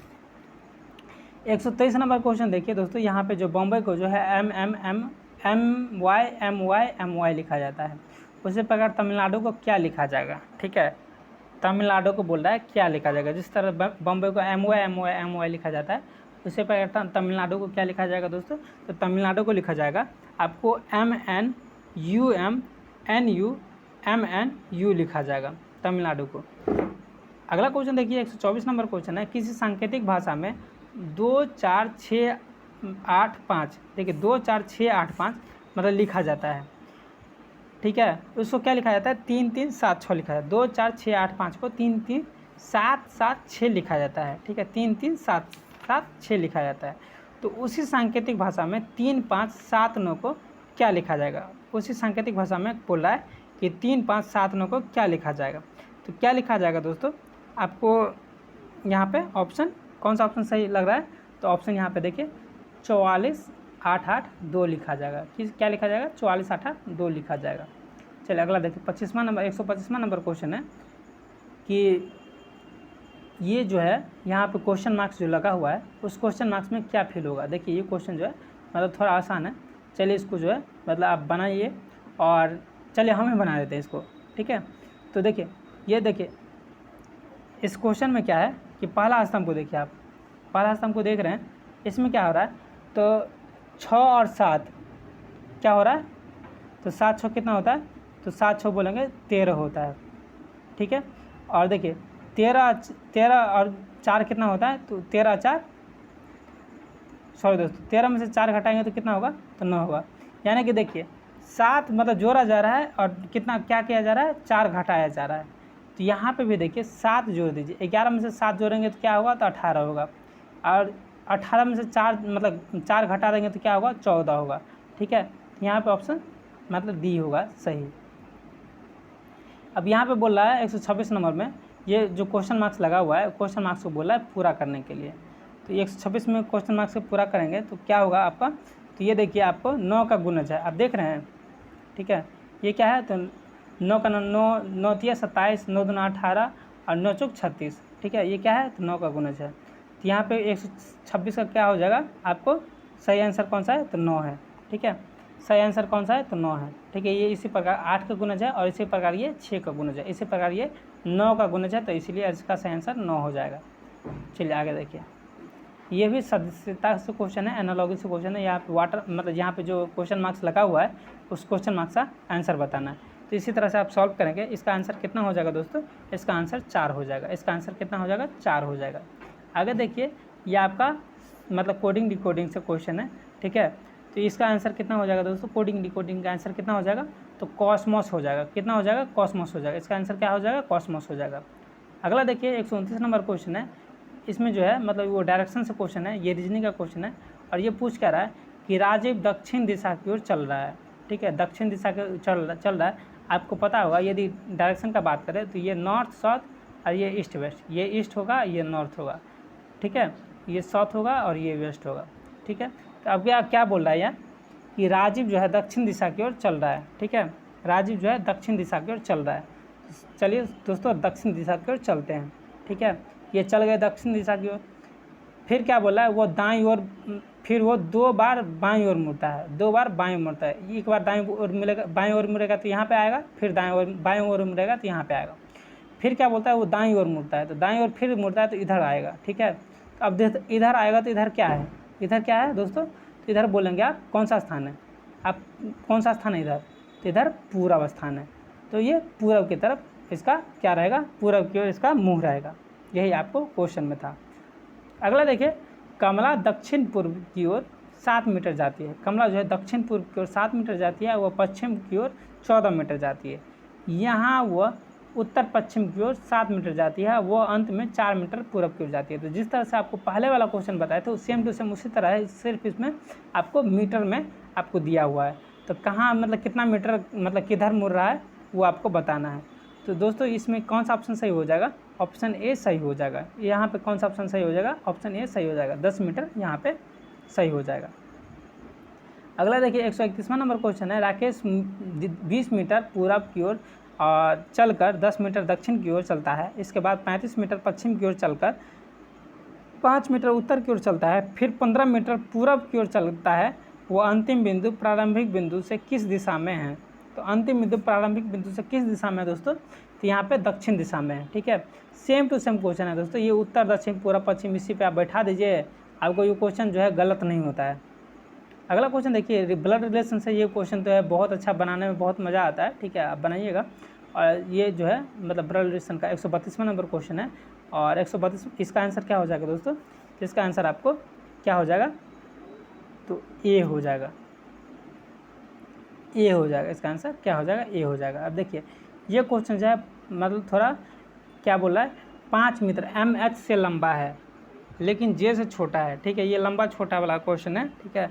और इसका आंसर का बात कीजिए तो देखिए, लेकिन जे से छोटा है, जे वी और एस से लंबा है, वी एच से छोटा है, लेकिन उनमें से सबसे लंबा मतलब सबसे छोटे से लंबा है। लंबाई घटते क्रम में किसका स्थान चौथा है, तो लंबाई घटते क्रम में बोला किसका स्थान चौथा है दोस्तों, तो किसका स्थान चौथा होगा, इसका स्थान क्या होगा, इस तरह से आपको हो जाएगा, इस तरह से आपका डायग्राम बन जाएगा। सबसे लंबा क्या हो जाएगा, तो जे हो जाएगा, ठीक है। जे से कम लंबा क्या होगा, तो एम हो जाएगा। एम से कम लंबा क्या होगा, एच हो जाएगा। एच से कम लंबा क्या होगा, तो वी हो जाएगा, ठीक है। और वी सबसे छोटा क्या हो जाएगा, तो एस हो जाएगा। अब देखिए चौथे नंबर पे कौन है, अब आप देख सकते हैं कि चौथे नंबर पे कौन है दोस्तों, तो चौथे नंबर पे 1 2 3 4, चौथे नंबर पे कौन है, तो भी है, ठीक है। तो यहाँ पे भी ऑप्शन सही हो जाएगा। चलिए 134वां नंबर क्वेश्चन है। 34वां नंबर क्वेश्चन में क्या हो जाएगा, यहाँ पर कथन दिया गया है और कारण निष्कर्ष दिया हुआ है और कारण पूछ रहा है, ठीक है। तो देखिए सभी पेन कागज़ है, मान लेते सभी पेन जो है जितना भी पेन है सब कागज़ है। अब कोई भी कागज़ पुस्तक नहीं है। देखिए कागज़ पेन है लेकिन कागज़ जो है पुस्तक नहीं है। तो बोल रहा है कुछ पेन कुछ पुस्तकें जो है पेन है, ऐसा हो सकता है, आप बताइए कि जब कागज़ जो है पुस्तक नहीं है तो क्या पेन पुस्तक हो जाएगा, नहीं होगा, क्योंकि पेन जो है कागज़ है और कागज़ पुस्तक नहीं है, तो मतलब पेन भी पुस्तक नहीं होगा, ये गलत है। कुछ कागज़ पेन है, ये तो हो सकता है क्योंकि सभी पेन जो है क्या है, कागज़ है।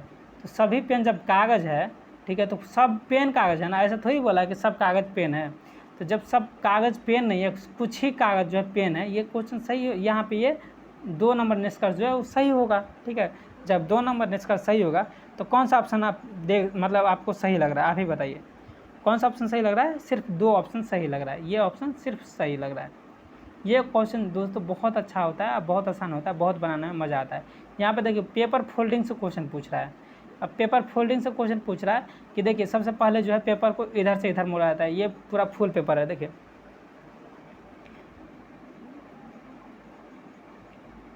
ये दोस्तों ये पूरा फुल पेपर है, ठीक है। इसको क्या किया जाता है, इस तरफ से मोड़ा जाता है। इस तरफ से मोड़ने के बाद फिर से मतलब क्या किया जाता है, ऊपर से नीचे की तरफ मोड़ा जाता है, ऊपर से नीचे की तरफ मोड़ दिया जाता है। और फिर क्या किया जाता है दोस्तों, फिर से क्या किया जाता है, मोड़ करके और उस पर जो है कटिंग किया जाता है, इसको जो है कटिंग किया जाता है। तब बोल रहा है खोलने पे कैसा चित्र बनेगा। तो दोस्तों खोलने पे कैसा चित्र बनेगा, आप ही बताइए। देखिए ऑप्शन देखिए किस तरह से चित्र बनेगा, आप ही बताइए कौन सा चित्र बनेगा। ठीक है, कौन सा चित्र बन सकता है। ठीक है, थोड़ा सोचिए और बताइए इसमें जो है दोस्तों कौन सा चित्र बन सकता है। तो देखिए इसका जो है आप ही देखिए कि इस तरह से आप जो मोड़ेंगे पेपर को, ठीक है, इस तरह से मोड़ेंगे तो पेपर में कैसा चित्र बनेगा, आपको चलिए बता देते हैं। इस तरह से जो मोड़ेंगे पेपर में कैसा चित्र बनेगा, इस तरह से चित्र बनेगा। ठीक है, जैसे ये है, इसको जो उल्टा करेंगे तो फिर से ये इस तरह से आ जाएगा कि नहीं आ जाएगा, इस तरह से आ जाएगा। फिर ये दोनों इस साइड जाएगा तो फिर से ये इस तरह से आ जाएगा कि नहीं आ जाएगा, और फिर नीचे इस तरह से आ जाएगा। तो इसको आप इस तरह से मतलब जब एग्ज़ाम हॉल में जाएंगे तो वहाँ पे भी इसी तरह से आप पेपर फोल्डिंग वाला क्वेश्चन को सॉल्व करेंगे। तो ये वाला ऑप्शन कहाँ है, तो ऑप्शन डी बोलेंगे, ये वाला ऑप्शन डी में है। ठीक है, देख रहे हैं यहाँ पे ये ऑप्शन डी मैच कर रहा है। तो ऑप्शन डी जब मैच कर रहा है यही ऑप्शन सही होगा। चलिए आगे देखिए 136वां नंबर क्वेश्चन है। 136वां नंबर क्वेश्चन आपको इसी तरह से है कि एक वर्गाकार कागज़ को विशेष ढंग से मोड़ा जाता है और उसमें कुछ छेद किए जाते हैं। खोले जाने पर कागज़ निम्नवत दिखाई देता है। Same to same paper folding वाला क्वेश्चन है दोस्तों। अब देखिए ये इस तरह से कागज़ को मोड़ा जाता है। तो अब बोल रहा है कि पहले आकृति किस तरह से होगा और किस तरह से उसमें छेद क्या होगा। अब देखिए ये जो है एक यहाँ पे देखिए आपको बता देगा दोस्तों कि एक बार जो है इसको मोड़ेंगे, एक बार मोड़ेंगे तो ये जो सॉरी दोस्तों ऐसे करके मोड़ेंगे। ठीक है, इस तरह से मोड़ेंगे तो यहाँ पे एगो हुआ, फिर से इस तरह से मोड़ेंगे तो कैसा होगा, एगो छेद यहाँ पे, ये एगो छेद तो यहाँ पे करना ही पड़ेगा।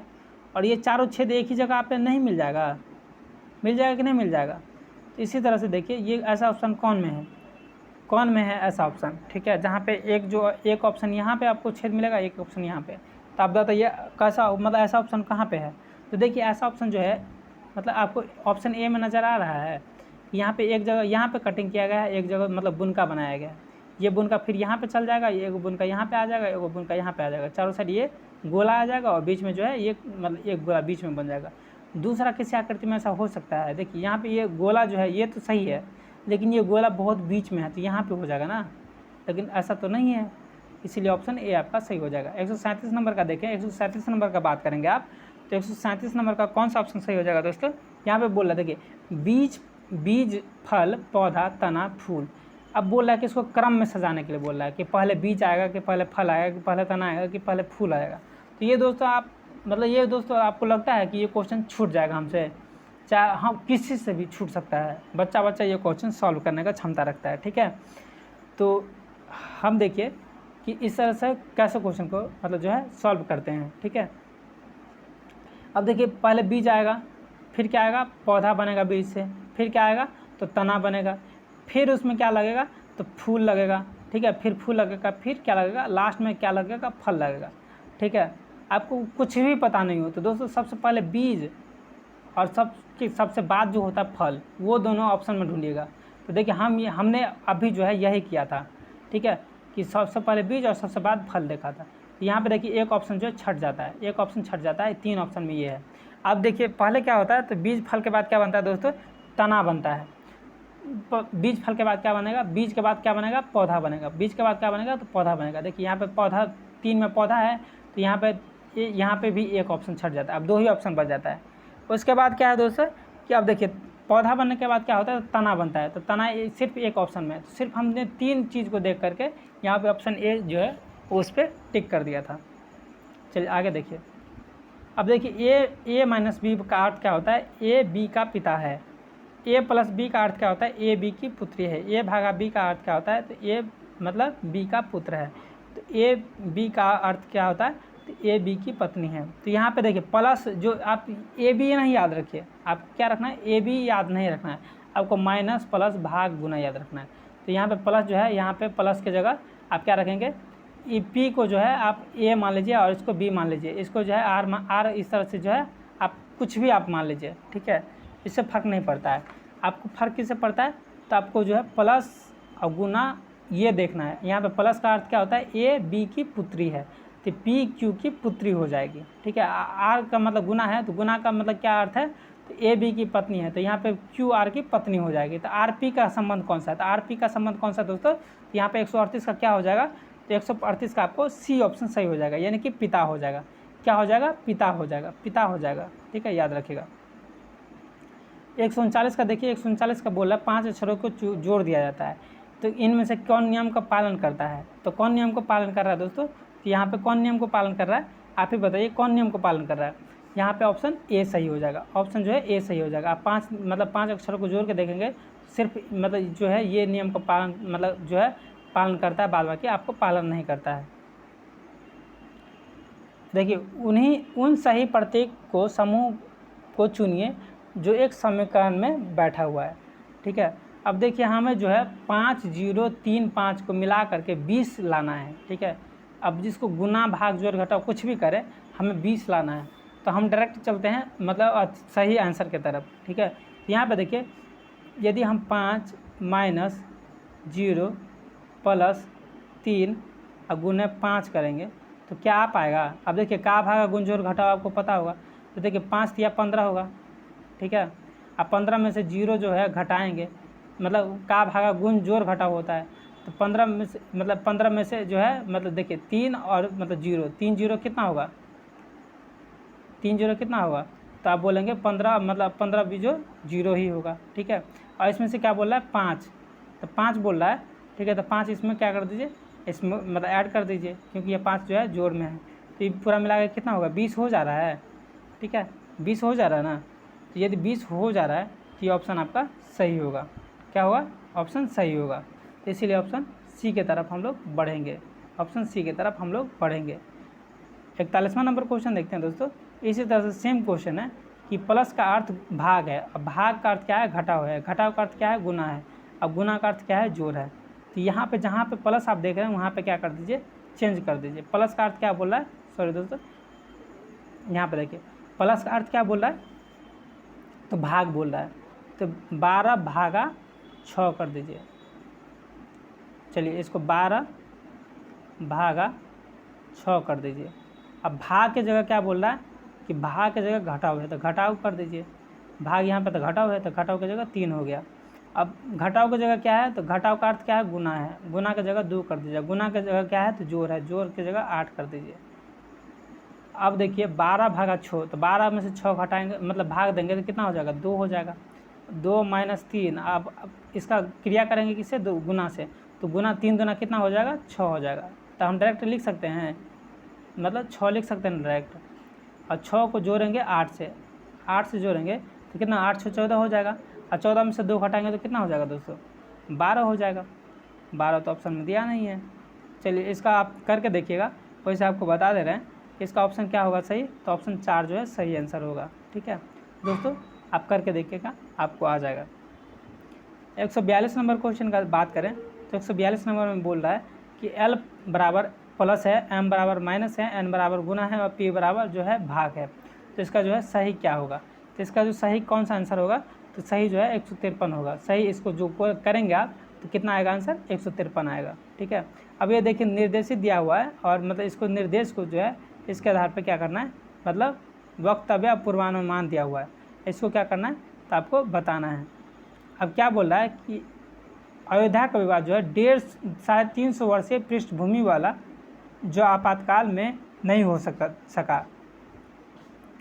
पूर्वानुमान क्या दिया हुआ है कि अयोध्या के विषय में कुछ समस्याएं हैं, और दूसरा क्या है, समस्या के हल में लंबा समय लगेगा। ठीक है, तो आपको क्या लगता है ये सही है, अयोध्या के मतलब विषय में तो कुछ समस्या, ये बात सही है, लेकिन समस्या के हल में लंबा समय लगेगा ऐसा थोड़ी है। हमारे पास जो है न्यायालय है, ठीक है, हमारे पास जो है विधान है, और हमारे पास जो है लोकतंत्र है, तो ऐसा थोड़ी है।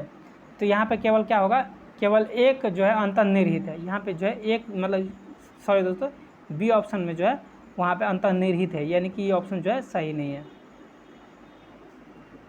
ठीक है, इस तरह से आप बना सकते हैं।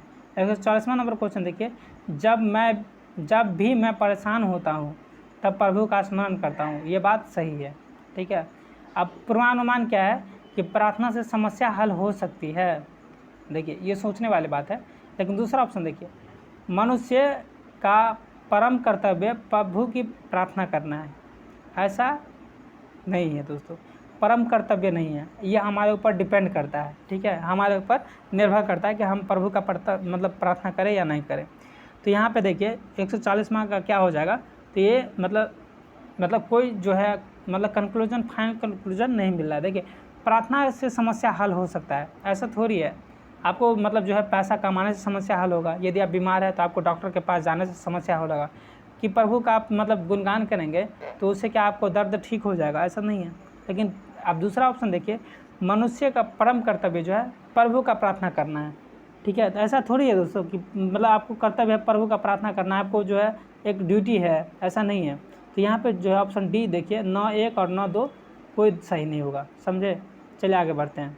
145वां नंबर क्वेश्चन, ई बराबर 5 है। तो अब देखिए ई जो है 5वें नंबर पे आता है, सही बात है। तो इसी तरह से होटल को जोड़ दिया गया और 60 बनाया गया। तो इसीलिए लैम्प जो है इसको क्या होगा, इसका आंसर क्या होगा, इसका उत्तर क्या होगा, तो इसका उत्तर हो जाएगा 28। यदि लैम्प को करेंगे तो इसका उत्तर क्या हो जाएगा, 28 हो जाएगा, ठीक है।